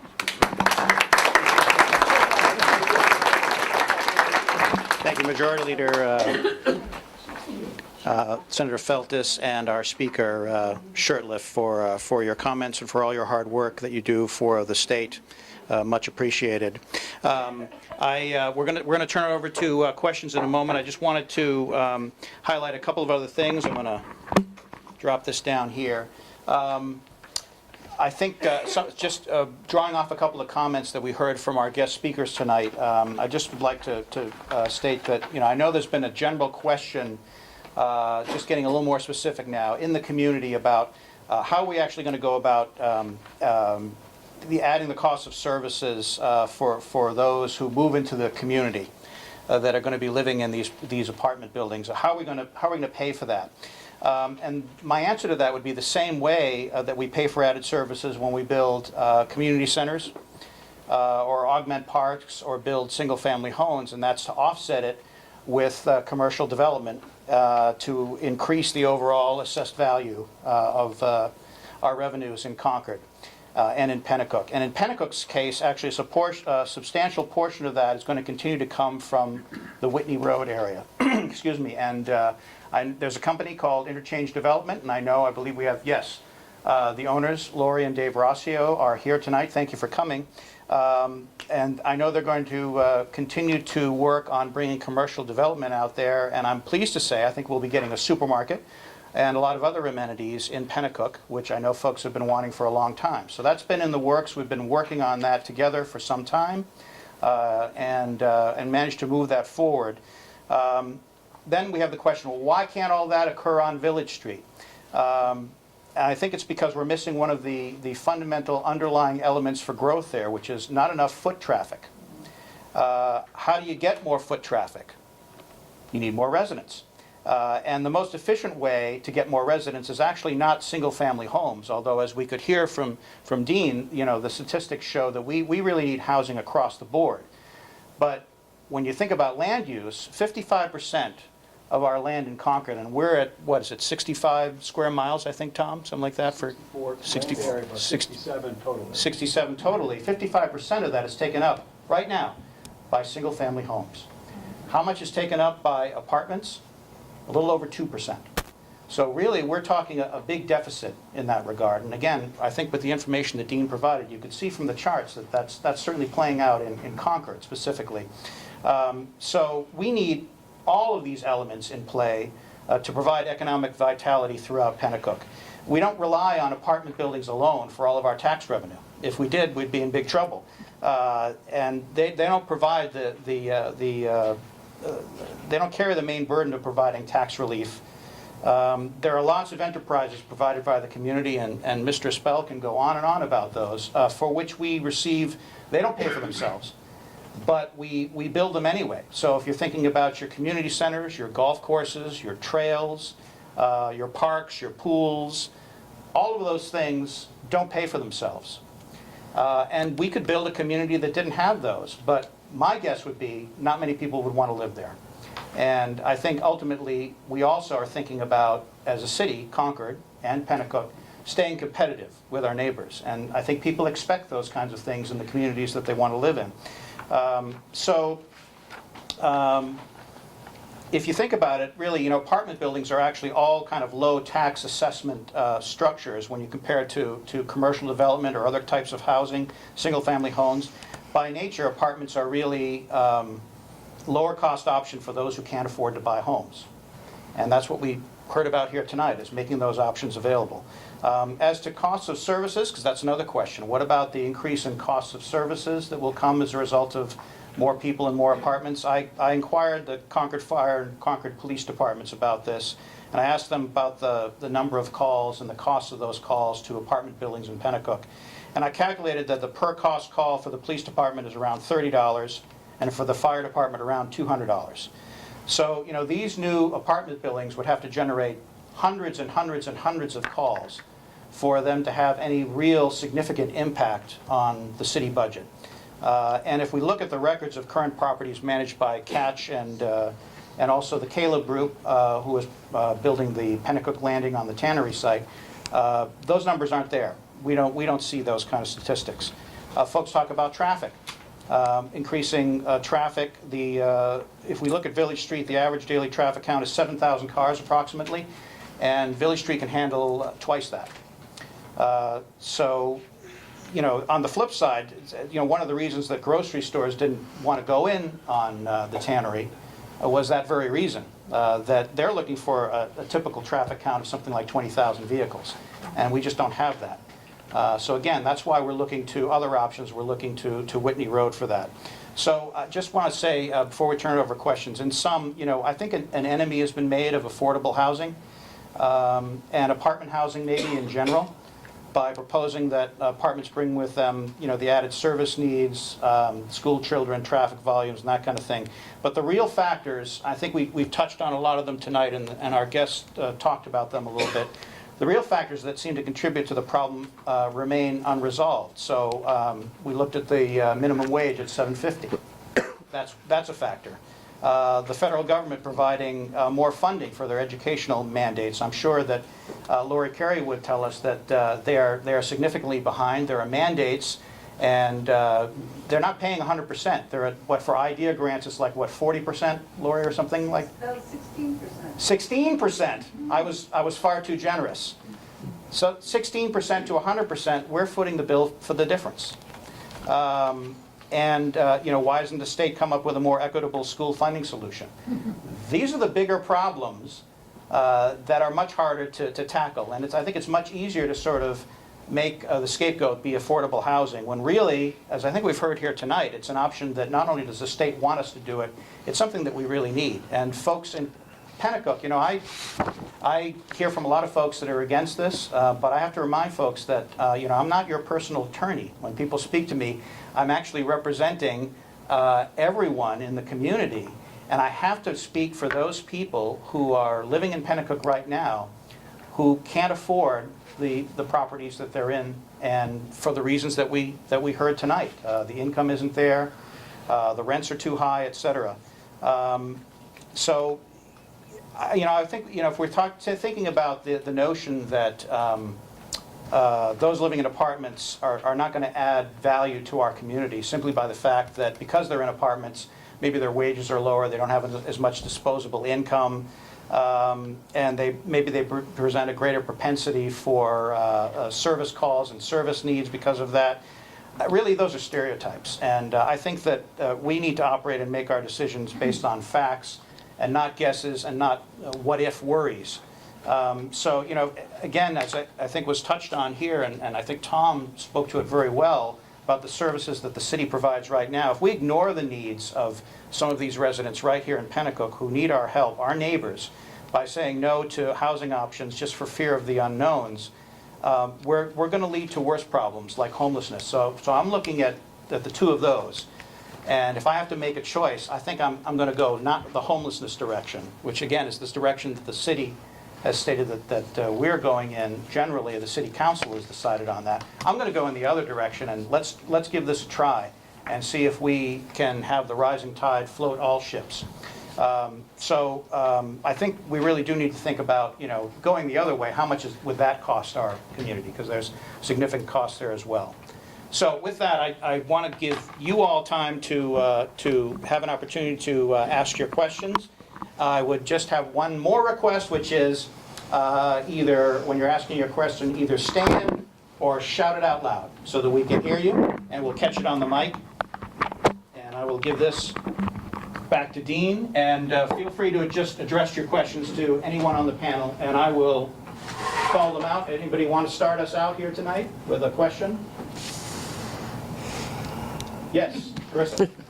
Carissa Cora, I live in the bog on Merrimack Street, and I don't have a problem with bringing affordable housing into the community, but my problem is what other services are we not bringing into the community? So you bring folks in who can't afford apartments at market rate to catch housing, and they can't go to a grocery store to buy healthy food, right? So that serves into another system, or they can't get to their home or their jobs in an economical way because their jobs are 6 miles away in Concord or even further. And so it can't just be about bringing housing in. What are we actually going to do to provide those other services in Penacook? Because You can't do one thing and not think about the connecting dots. Absolutely. I'll take that one, I think, if you don't mind. Great question. And this is something that drives what we do on a daily basis. So one of the reasons why we were very interested in this particular development is the bus stops right outside the door. We know that we have a city that has a challenged transportation system, and it's very important to us to have people get that 6 miles down the road into Concord to, I like to make eye contact with the person I'm speaking to, but, oh, there you go, that's okay. That's one of the things that we have available here. I think what also sets Catch apart is that we have a resident services program. Every time we bring a new property online, we do an intake with all of our residents. Some residents may say to us, we're not interested in talking to you, but we like to know what's on the minds of our residents, where they might need assistance or not. And so that gives us an opportunity to figure out, are there ways that we can work with them in the future? I think the food desert conversation is a really poignant one, because that's something that's going on across the country. How do we bring healthy food options to our residents? And so one of the things that we do through our resident services program is we actually have programs for residents in many of our properties where we talk about nutrition, we bring in nutritionists, we talk about how to put different recipes together, how to get children involved in cooking. So it's not just about housing. We don't drop people into buildings and not think about how they're going to live in that building and how they're going to interact with the community. We really, it's up to us to empower people to be successful. Not everybody wants that help, mind you, and we can't force it upon anybody, but it's there for them should they need it. So really, really good question. Yeah, I think it was actually more of a criticism around just city planning in general. About where you're putting focus. Oh, good. Thank you. Then I'd be glad to defer to the city manager. One thing and then not the other things. We Yeah. serve at the soup kitchen once a month, our family does, and we've got 60 folks who come in for food, and we can't handle all that. Right. And so when we only are able to serve 2 meals a week now, because we don't have enough volunteers for the Friday that we were serving. So it's a big conversation we all have to have in the home. It's huge in that demographic, and we volunteered as a staff there at one point as well. The demographic is changing in a significant way, and we're seeing families who can't afford to feed their children, and no child should be going hungry in any state or community. It's just a travesty. One of the things, going back to that, house trends. So in the price of a median home in 1990 was $105,000 in New Hampshire. In 2018 was $240,000. That's an increase of $134,000, almost $135,000 over 29 years. That's almost 5% a year. Nobody's getting increases of 5% a year. So when you see people making choices, do I pay the mortgage? Do I fill the medications for me or my spouse or my children? Or do we put food on the table?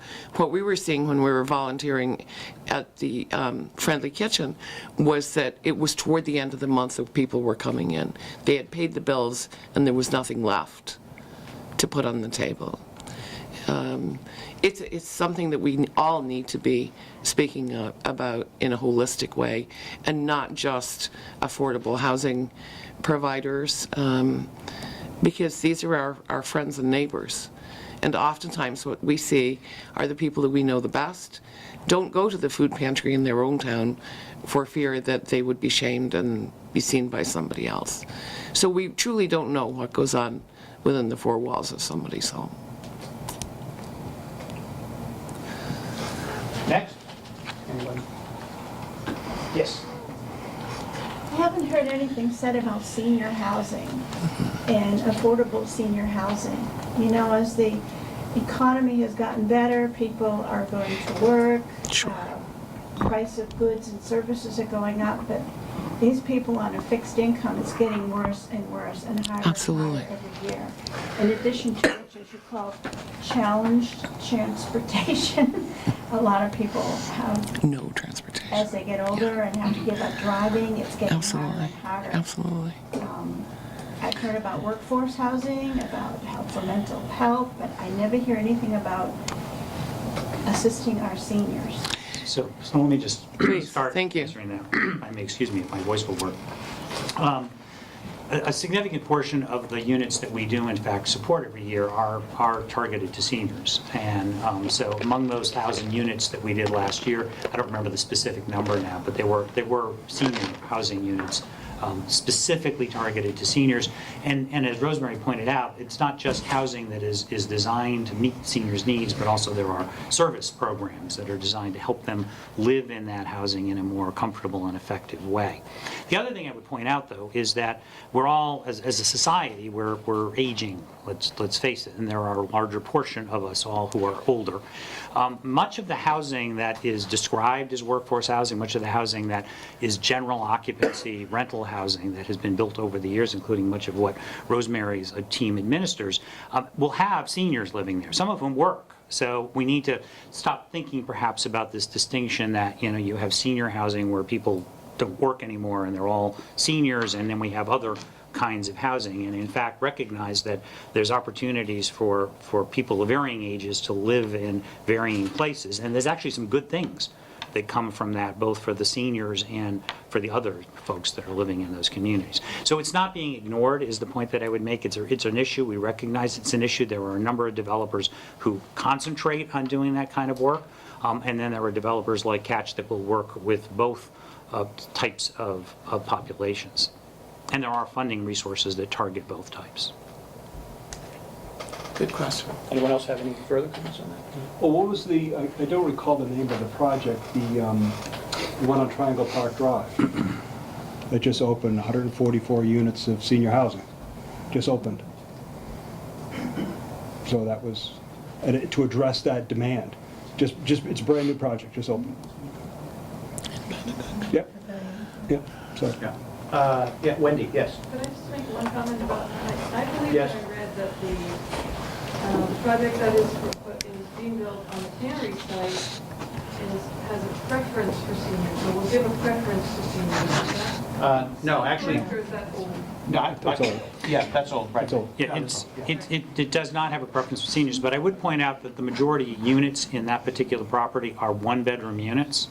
And so you're going to see single-person households for the most part, and that will include, in some cases, seniors as well as folks who aren't. And again, if you look at our portfolio, I would tell you that much of what we call general occupancy housing, that is housing that doesn't have an age restriction, has a significant number of people that are over 55, over 60 living in those units, simply because of the demographics of our state.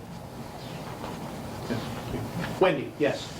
Do you have a waiting list for patch housing in Concord? I mean, do you have a... Well, that's a very interesting question, and there's two answers to that. We do, but typically somebody who needs affordable housing needs it today. They don't have the luxury of saying, gee, you know, I think I might move in 6 months, and I'll get on a waiting list somewhere. So we find that it's more of a critical issue when somebody wants to move. But we do maintain a waiting list.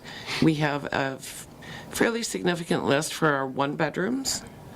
And we exhaust that list every time a unit comes up, and call those folks and make sure that we can get them accommodated that way.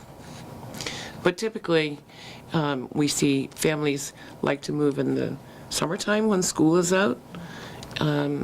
So things like that impact that list. So can I ask a follow-up question? Yes. So that means that probably you have very few openings in any of the different developments that you've created, you've made? We do have openings, and if you recall, Dean's presentation earlier alluded to that 3%, which is really the turnover. So when somebody vacates a property, depending on how long the person has been in that property, it can take us 30 to 45 days to turn that unit. Sometimes we might decide to do a little bit more work to that property because somebody's been in there for a long time. So it fluctuates up and down with the seasons. And particularly at the end of that school year, as I mentioned, we'll see a shift within the portfolio. You're welcome. I'll call on myself. I'm Earl Pierce. I live over here in the Vineyards, and I'm currently a member of the planning board. Dean, you had talked a little bit about transportation, and with Tom's talk about the other human social costs and the human services, which I think is a very important part of it. Can you talk about transportation and then a lack of affordable housing and how that affects transportation, you know, the drive till you qualify type thing? Sure. Well, I think what I said was that in an environment where there is essentially a shortage across the board of housing opportunities, one of the things that people do to find housing, either any housing at all that's available or affordable housing, is they oftentimes will end up driving, will end up traveling much further from their jobs, from other amenities than they would prefer to. That creates a variety of challenges for people. I mean, it adds cost to those individuals in terms of their ability to save, to buy a home, for instance, or that kind of thing.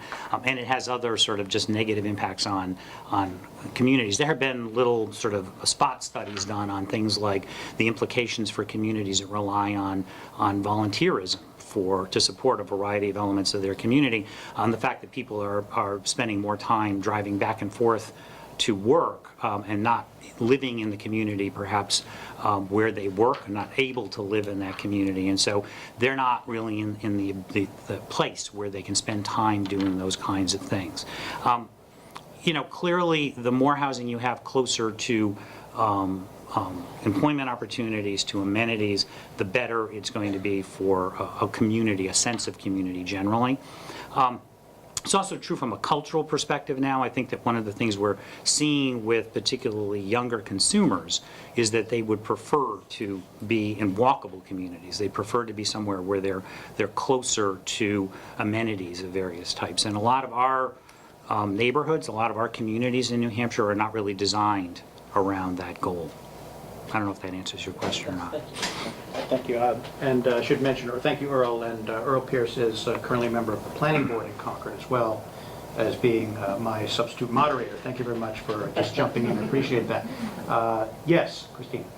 I just have a clarifying question. I'm a landlord in Concord. That's rents for just about median rents.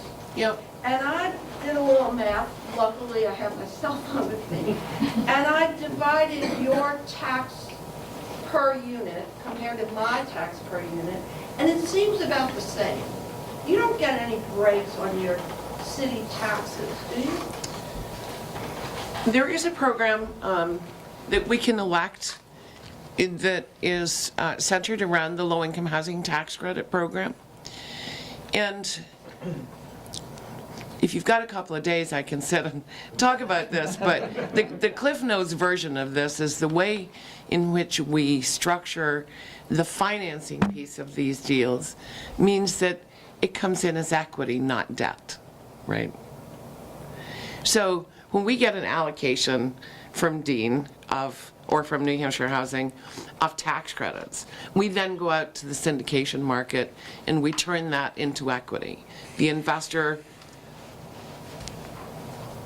it results in equity. So I'm probably not doing the best job at explaining let this. me try and answer your question a little bit. Thank you. There is a statute that When you build affordable housing, is Penacook taking a hit because it's affordable housing as opposed to what I pay as a landlord? So the simplest answer is that these properties are all owned by for-profit entities, which goes to the point that I think Rosemary was making in part. Yes. So they are taxable. Yes. And there are property taxes assessed on them. There is a state law that recognizes the fact that these properties have certain income targeting requirements they have to meet. So it is possible and likely that the rents that they're going to be able to charge are going to be lower than the rents on a non-assisted property would be on a property that doesn't have that subsidy in it. And as a result allows for a very small adjustment in property taxes. And so if an owner like Catch were to choose to participate in that project, and many of them don't, they have to make a long-term commitment to participate in it. Their taxes are assessed slightly differently than the taxes would be on a property of similar size and scale. And it may give them a small tax break, but it's not substantial. huge. I will say in Penacook, the valuation of those units is actually higher than our market rate units in Concord and elsewhere. So just looking at even the 10-year average, it averages out a little bit higher than our completely market rate units in some communities. Thank you. Much more eloquent answer than I could have put together, apparently. Who's next? Yes, I just want to check, I wanted to do counselors last in case but don't anyone else have anything else at this time? Did I hear the good senator say that my taxes were going to be cut in half? I think he said something like that. Not all, should they? Let me ask another question. Yes. I did the math on what she's paying in taxes versus what I'm paying in taxes. Totally different for my home. Totally different. She's paying 1% of the total value of the development. I'm paying close to 3%. I am not an expert on tax assessment, but I can tell you that Just on the numbers she put No, I believe you. Multifamily properties are generally assessed on a different mechanism than single-family properties in general. They're using an multifamily parcels affect the school system, don't they? Well, they can, depending on how many children are there. But they use an income-based approach, is all I'm saying, rather than an individual property value base. And that's true of market rate properties as well as others. I'm just doing the math from what I pay on taxes, from the numbers she put on the board. Yeah, I'm not familiar enough with the value of real Actually, estate. the number I put on the board was related to all of our properties, excluding the property in Penacook, because The one that I saw that said 4.5 million, and you paid, I don't know, 56,000 in taxes. in Concord, Yeah. yeah, And that might be the total development cost, not the valuation. Yeah. yes, exactly. Yeah, she was showing you the cost of creating the housing, not necessarily what it's worth. Right. I don't know. Yes, that's exactly what I was showing you. Lori, did you have? Yes. I've often wondered why it is Concord has a lot of property value in the city proper, whereas Penacook, we've lost all of our business here, the tannery, which used to employ 300 people, and Rivco and so forth. So we've lost a lot of our business, our jobs. And so we're stuck with sort of a situation where property value is low and access to employment is also low. And Concord's in a different position. So Concord's tax rate is lower and Penacook's tax rate is higher. And it always gets blamed on the school, but in fact, it's a lot bigger situation than just the school. So what is Concord's plan to help Penacook out so we don't have this disparity in property tax rates between Concord proper and the village of Penacook, which is actually Concord? So what can be done to make it more equalized? Yeah. It is exactly equal. The tax rates are exactly equal for the municipal side. The section that we control, that city council controls, is exactly the same in Penacook as it is in Concord. Right. So you don't have to worry about that. Right. The only difference is the school district. Yes. So you can say it's not the school district, and I'll say it's not a school district, but it's a school district. It's simple. It's that simple. It's that simple. So the difference is in Concord, you're basing your costs on $900,000 per student of value, whereas in Penacook, you're basing it on $647,000 per student value. the value in Penacook is not the same as the value in Concord proper. So your formula for funding education creates a disparity in tax rate in your own community, Concord and Penacook. Well, it's not our formula, it's the state formula, right, on how much is determined by the school district voters on how much to spend on the school district. The city council looks at it from the standpoint of the entire community and tries its best to keep the tax rate down, which is why they come up with a tax rate increase this year of 1.92%, but 33%. But then again, we're only about actually 29% of the Penacook tax bill. So anybody from Penacook, when you pay your tax bill, 29% goes to the city. That's less than 0.6% increase to the services you got this past year. So congratulations is what I say to the city council. But it's really determined on how much you want to spend. It's all depending on how much you want to spend. So if the Concord School District decides to spend more and builds more elementary schools or middle school or anything else, they will experience the same thing, I think, that the Marymount Valley School District did when it built a new elementary school, completely renovated the high school and the middle school. That pushed the taxes up. And the value. No, that's simple. It's a simple math. Really is. It's just I think we've got to figure things holistically. We've got one community, Concord. We've got two different tax rates. The property poor segment of the city pays more than the property rich segment of the city. And they have access to fewer jobs here. If you live here in Penacook and you want to work here in Penacook, you can work for the Dollar General. But if you want a job that will actually pay your rent, you have to travel. And I think you need to bring business into Penacook that provides a living wage job like Penacook used to have. And I think that's part of the problem. It's fine to have affordable housing, but in order to afford the housing, you've got to have the job and the transportation. And that's, to what Carissa said earlier, that's a huge problem. And you look at the schools, and the schools right now have become social service agencies. We now have backpacks going home with children filled with food to feed families on weekends because we know they're not being fed. So there is a bigger problem here that's not being addressed, and it's beyond affordable housing. It's about the services that Penacook doesn't have that Concord doesn't. It's about the statewide taxing system is what it's about. Yeah, just if I can add to that too, just for a second. I mean, there's excellent points, Lori, and I think that part of the other thing that we keep in mind is just, councilors, the city council as a whole, and then myself as a councilor. I represent Ward 1, but I also represent the whole city.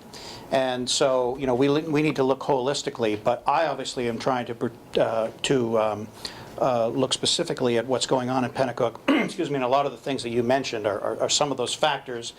So that's why when we have the potential for development on Whitney Road, I'm very interested in it, because in terms of some kind of return of economic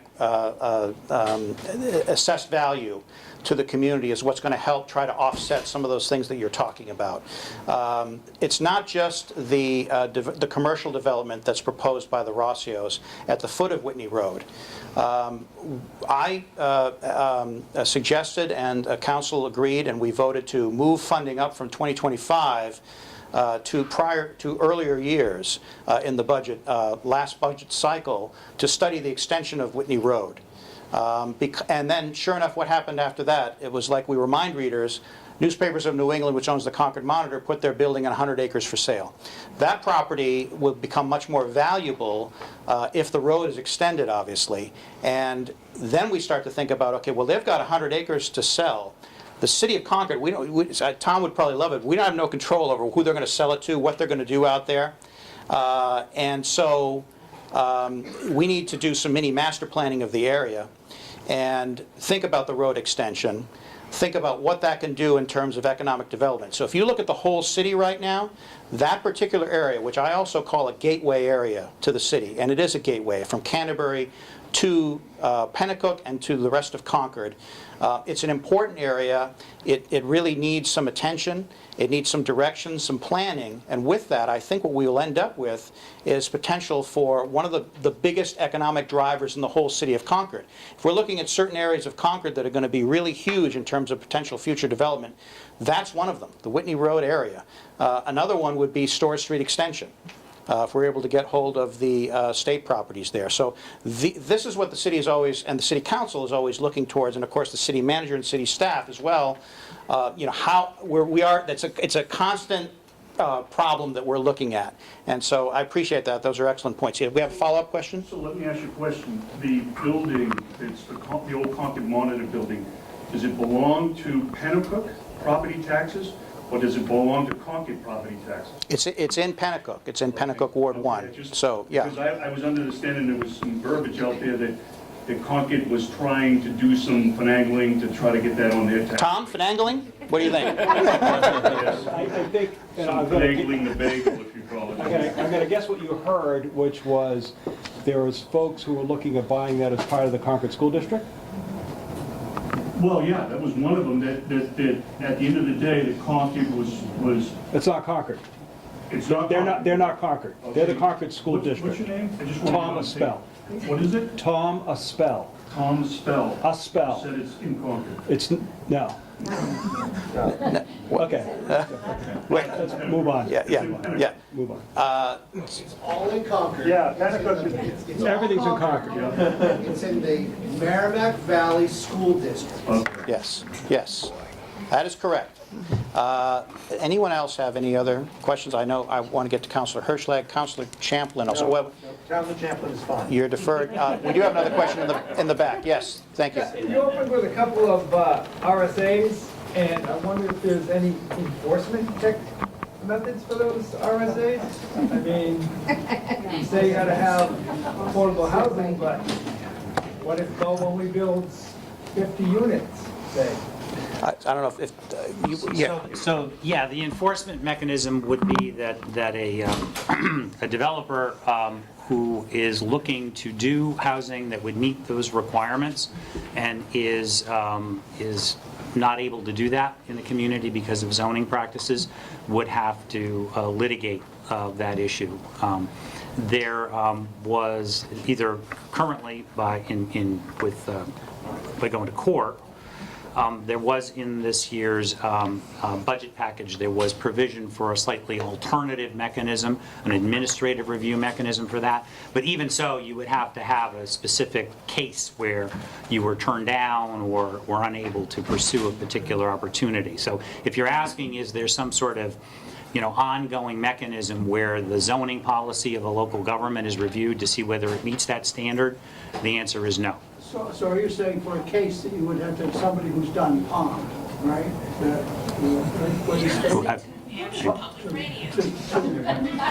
create a case based on one of those laws, you would have to have somebody that was initiating the case who's done pond. Yes, I'm sorry. Yes, I didn't hear that part. Yes, somebody who had attempted to build a project or do something and was unable to pursue it, yes. So a developer would have to sue a city, drag them in court, and expect to come back at some point and do the development? In effect, yes. Yes. Okay, so that's a serious disincentive then. Yeah. Yeah. It's one of the reasons why, if you recall that chart I showed you, why we don't see the amount of housing. I mean, logically, you would think, given the supply and demand things that I was telling you about, you would think there'd be lots of people trying to build a lot of housing. And it's just not that easy in many places. I will say that I think that Concord is a community that's an example. Part of the reason, Rosemary showed you a number of projects that has looked at its responsibilities under the law, looked at its responsibilities in a broader sense, and has made an effort to make it possible for people to do development here. That's not always the case everywhere.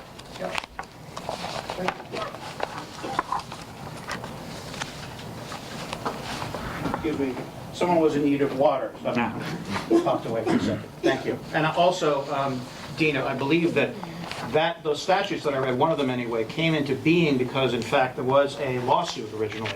And Yes. I think that as a result of the lawsuit was that it was sort of tossed back to the legislature after the Supreme Court decided the case. And then eventually, after several years, in 2008, the legislature came up with the statute that I read to you earlier, so.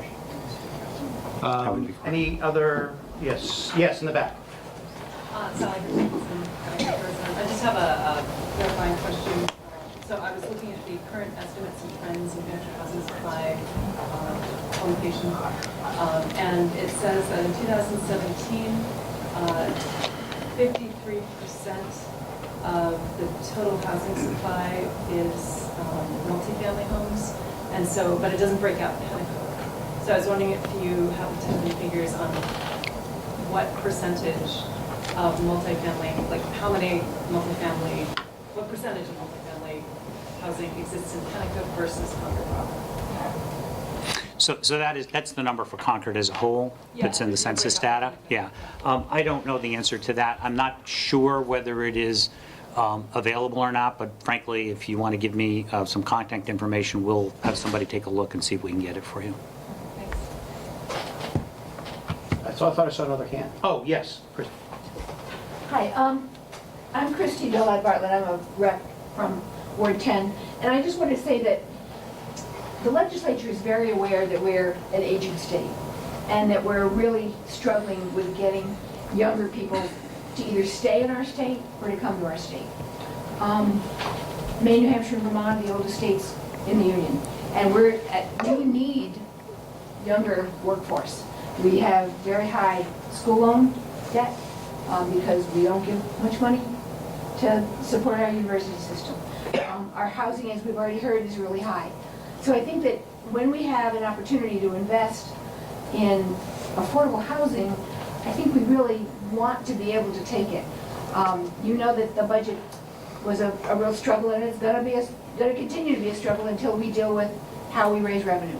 But I really think Penacook certainly is an area that it needs to be able to have more affordable housing. And so that's all I'm saying. Thank you, Representative Rudd. Sorry I didn't recognize you. I see you sitting back there. Thank you very much. Did anybody have any comments on that, or no? Anything to add? Any other questions from the audience? I got one more comment. Yep. And it seems kind of retrograde, but it seems like people are talking about, talking about if we get more people, then we're going to, have more business. But if you add more poor people, then I don't see a lot of businesses coming. And I see, I understand poor people, but it's like Village Street, Fisherville Street is not like adding upscale restaurants. You know what I mean? The only business that's gone in there recently is Dollar General. It just seems like if we're going to have housing, which we obviously need, and we obviously need a lot of affordable housing, we have to get some, let's say, upscale housing to balance it out. It has to be a mixed housing of some kind. You've got to get some mixed housing in there. Because I think Penacook, as a village, is poor enough as it is. And I hate to say, let's get, more people in that are not going to be, spending, I don't have a lot of disposable income. And then we're adding to these school budgets already, and then, taxes go up, and it's kind of a vicious circle.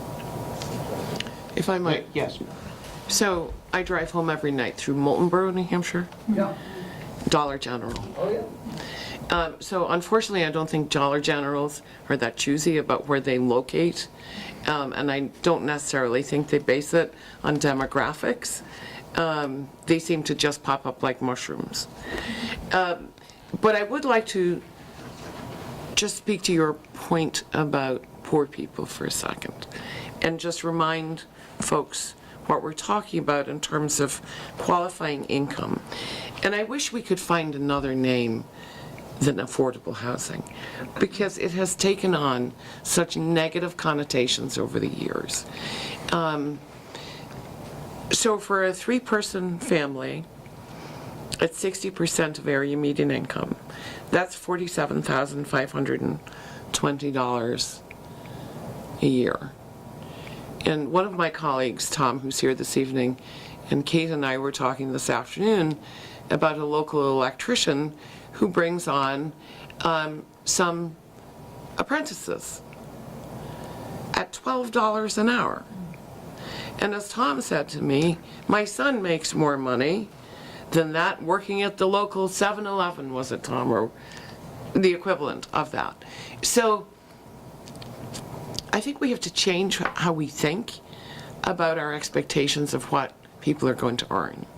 Because the reality is that they don't think they're poor, and they're becoming house poor or apartment poor.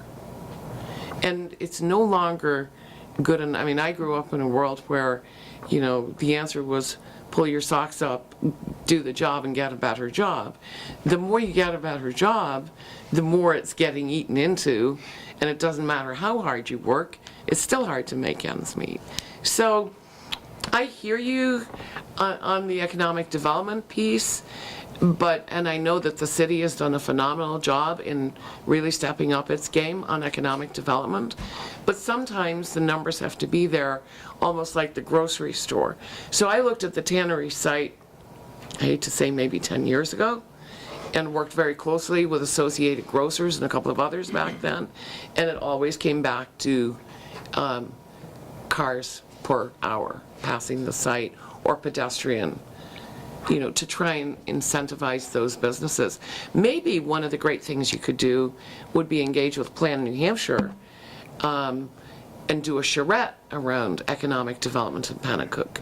They do some really, really terrific work, and get buy-in from all of the folks in the community around that. I've done a lot of these. It's really fun. It's usually a 2-day effort, and I'd be happy to put anybody in touch with Plan New Hampshire, because there's real value in doing that. Thank you. I'm sure that that's something that probably the Penacook Village Association could. Yeah, it would be terrific. Yeah. Yeah, sounds very interesting. Thank you for that. And I would also like to add that generally I hear lots of comments from folks about this project and that project, and from some people it tends to be very myopic. They just think about one particular thing that the city is doing and working on. My comment to that is always that Concord is a very big city, Penacook is a big village. We can do more than one thing at one time. So if we have an opportunity for the affordable housing piece, that doesn't mean that we're not going to be building single-family homes, or we're not going to be working on commercial development at the same time on Whitney Road, or we're not going to be looking at potential expansion of developing land on Whitney Road and elsewhere. All those things can happen simultaneously, and I think that is actually the key element. If you keep all the balls in the air, you have a much better chance of success, and you won't really have to worry about some of the things that I think you were referencing, actually. So that's the goal. That's what we're trying to be working on. Anybody else? And I know we have Councilor Hirschlag who's been very patient, but yes. Yeah, I'd just like to comment on people who are in low-income housing. My wife and I own two families here in Penacook, so we've got 3 rentals for over 20 years, and our rents are as low as we can afford to keep them. 2 of our 3 tenants right now have been with us over 10 years. Over the past 15 years, I can think of 3 of our tenants and families who came in struggling to pay their rents, and they, after a number of years, moved on to buy their own house. So we can't judge people where they are today because they're living in low-income housing. We'd rather not have them here. They are our neighbors, they're our future. Well said. Thank you. Thank you. Thank you.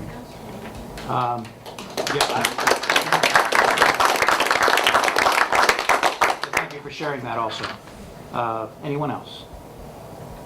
All right. Councilor Hirschlag, thank you for being so patient. I appreciate it. It's my middle name. Thank you. So, Councilor Hirschlag, Ward 2, and nobody values affordable housing or low-income housing more than I did and do. When I first moved up here, I shared housing with friends. I lived at the Y. I worked at the state hospital for a period of time.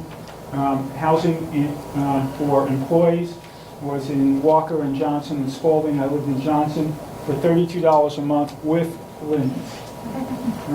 And today, like some of your tenants, my wife and I live in a palatial estate in West Village. I'd just like to mention a couple of things and then maybe pick on our city manager for some thoughts that he might have. You're welcome, Tom. You're welcome.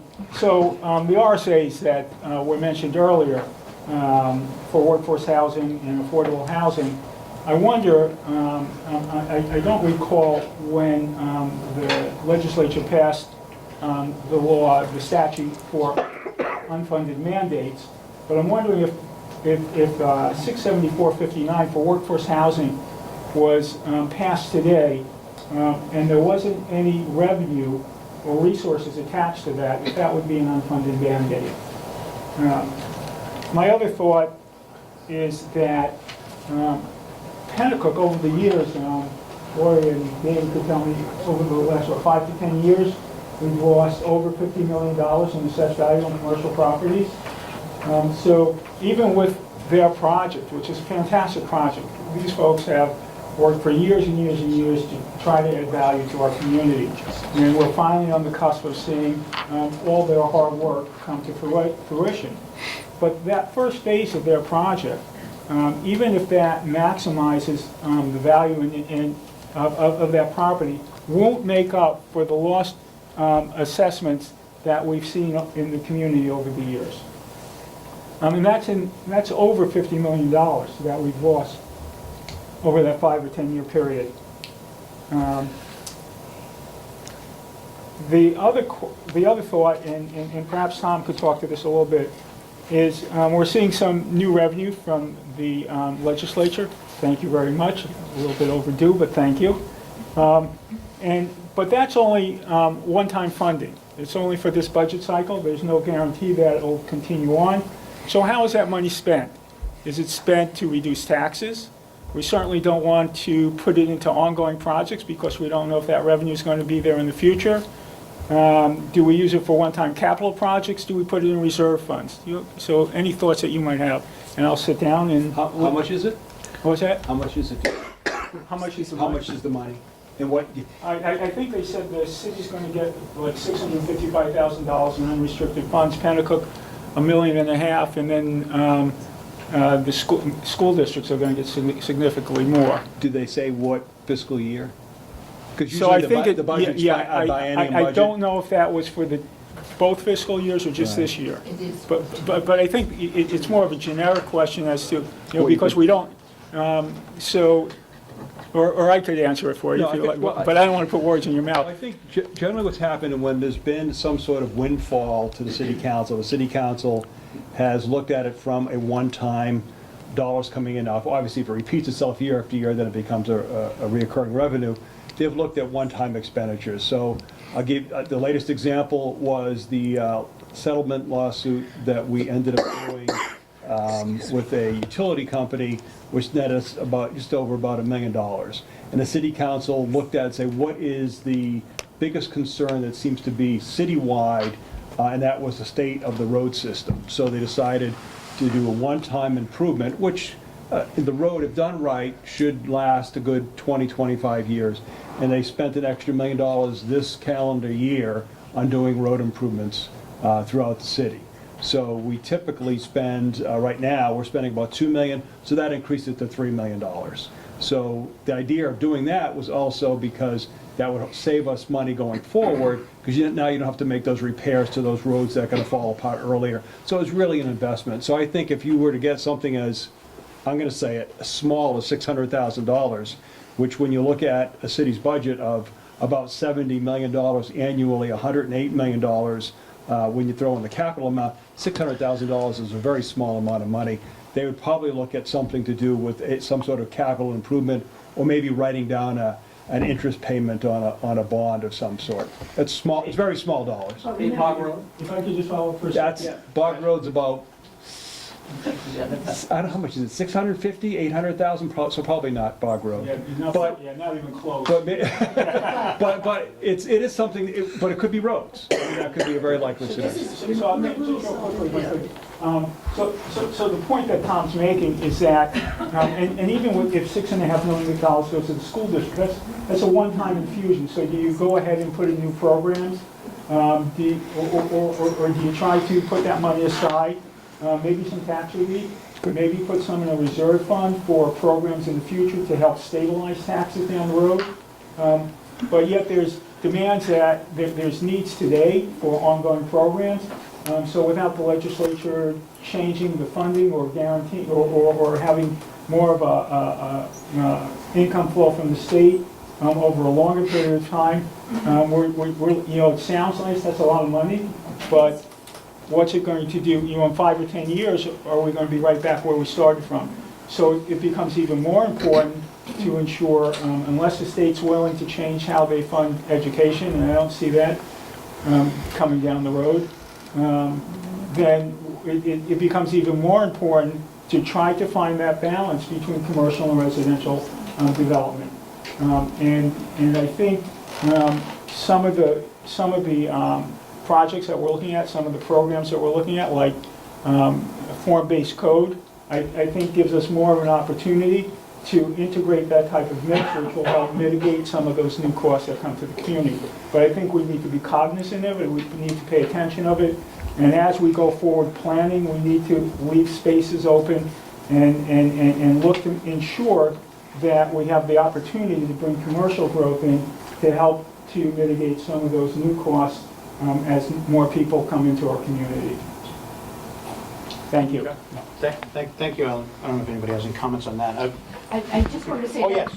the 600,000 is a big biennial budget, and we're only going to get 3/4, because remember, we've already, July 1st to September 31st was on a continuing resolution, so the monies that went out were from the quarter from the last biennium budget, so we're only going to get 3/4. So you're saying it's even less? That's right.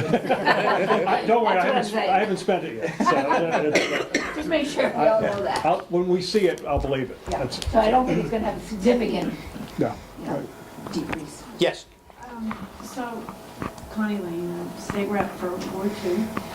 So the budget, part of what was included and that the House and Mary Jane Walner and Steve Shurtleff worked so hard on was we set up money for a commission to study how to fund this and take it very seriously. And it was, one of the things that we held the strongest on when we went to negotiate with the Senate and with the governor was to keep that money in there because we know this is a long-term problem and we have to solve it. And we increased stabilization and we increased it, and we held really hard on that because when I was canvassing in Ward 2, the one thing I heard from almost everybody who talked to me was keep my real property taxes from going up. And I don't want that, and that is what, and people took that very seriously. And it is all tied into affordable housing because the tax base is so critical. But I just want everybody to know that we heard you and we're doing the best that we can, but it is a very long-term solution. And the budget is only for 2 years, and we're making up for about 8 to 10 years of not funding it. Thank you, Representative Lane. So Tom. I think Connie's point is, and I'll try to expand upon it, was there's going to be, there's a lot of money coming to both of the school districts, coming to all the school districts in the state. Keep an eye on what happens to that money. Right, exactly. So if it is going to be used for tax stabilization, then you should, if you're concerned about your school tax rate, then you have something coming to you that's going to help with that. For now, but we did fund the study commission for education funding. So that we can have a long-term, because it's a long-term problem and it desperately needs to be solved. Great. Thank you, that's great. Yeah, and I agree, and I think Tom's point well taken, that this is something that, the study's concluded and so forth. Folks out there should really be on the lookout for this that's coming, and then that's when you have an opportunity to make a say about where do you think what should happen with the funding? That's very important. And then going back to Councilor Hirschlag's comments, I agree that we're finding that balance between commercial, residential, et cetera, development is something that I know I've been working on in Ward 1. I know the council's been working on it. It's not something that just, you wave your magic wand and poof, there comes a supermarket. It's something that we've been working on for a while. It takes a long time and a lot of hard work to make some of these things happen, but it's not that they're not happening doesn't mean that we're not thinking about it, that we're not planning for it, that we're not trying to generally incorporate all of these changes at once, as I sort of said, keep all the balls in the air. And then we should be able to see some success and some improvement. Improvement is always slow. You're not going to see changes overnight. But I think we're working towards it. And I would certainly suggest that, in the last 6 or 7 years or so, the city has put in about $15 million into Penacook of extra dollars. That's projects, that's road projects. That's not what you in Penacook pay in your ordinary taxes. But certainly since I've been councilor, $15 million going to Penacook. So when we hear things like Penacook is the poor stepchild and we don't get our turn in Penacook and we never see anything, and that's really not true. Penacook, I would say, is in line with all other communities or villages in Concord in terms of expenditures. And part of what I do, of course, is to make sure that happens and keeping in mind the specific concerns that we do have in Penacook with the school district, and as Lori Carey had pointed out earlier in her comments. So, any other questions? Could I just? I'm sorry, Tom. Yeah, that's a very important point, because with the investments are made in Penacook, whether it's from North State Street all the way up to Village Street, not one councilor said, "What's the return on investment on making that?" Not one councilor said, "When are we going to get our money back? Why are we spending this money here? There's no tax return, there's nothing else." They said, "Let's invest this money because we know in the long run it's going to be good for Penacook, which should be good for Concord and good for the taxpayers." That's unusual. That usually when you do a project in most places, you say, "We're going to invest a certain amount of money. When are we going to get that back and make a profit on something?" That's not what the city did. The city council said, "We're going to make that investment knowing over time it'll bring up the values of Penacook and people will invest, whether it's residential or commercial." So, it's important to pay attention to that, because that's the approach they take, and that's the approach that they're going to take, I believe, in projects throughout the city. So, and I think it works. Thank you, Tom. Yes, Councilor Champlin. Yes. Thank you. I just want to say, and I've seen it, pop up here, but Penacook and Concord are one city, only separated by 2 school districts. The only difference between Concord and Penacook is 2 different school districts. The city makes a continuing commitment to invest in Penacook and the rest of Concord, because, we all share one municipal tax rate. And I know that Councilor Todd works very, very hard and has worked with the rest of the city council to look for economic development opportunities for Penacook. Everything is interconnected. We live in a world that, if you look at nature, everything is interconnected. You take one piece out and things start to go awry. In economic development and in tax rates, everything is interconnected. If you want to have businesses, you have to have people to work in the businesses, whether they live in Penacook or whether they live in Concord and drive up to Penacook, whether they live in Boscawen and go over the border and work there. You still have to need people to work for in those businesses. And ultimately, the city works to make sure that there's economic development throughout the community that broadens the tax base and benefits every person who lives within the boundaries of Concord, which includes Penacook, the south end, West Concord, the entire city. Thank you. And just another quick comment on that. 2 things. One is that I know there was some comments made, or I heard somewhere, about a fear that Concord would become a bedroom community for Manchester or Boston or other communities. And I got to tell you, that's already here. That's happened. We're there already, because far more people work outside of Concord who live in Concord than work in Concord. And there's been a rise exponentially in the last 10 years for people working, living in Concord, living in New Hampshire, and traveling to Massachusetts for jobs. Why? Because the wages there are higher. So then you've got the additional commuting costs, some of the other things that Dean touched on that are real sacrifices for people. So we need to find some ways out of these, out of this quagmire. We need to regain our competitive edge in New Hampshire generally, and certainly in Concord. And I think we can do that. Back to Tom's point, if I could, if you look, just one example, Concord and Penacook, and I agree with everything Councilor Champlin said. The city, as we all know, spent a lot of money, a lot of time doing the Main Street project, right? Downtown Concord, spent millions of dollars.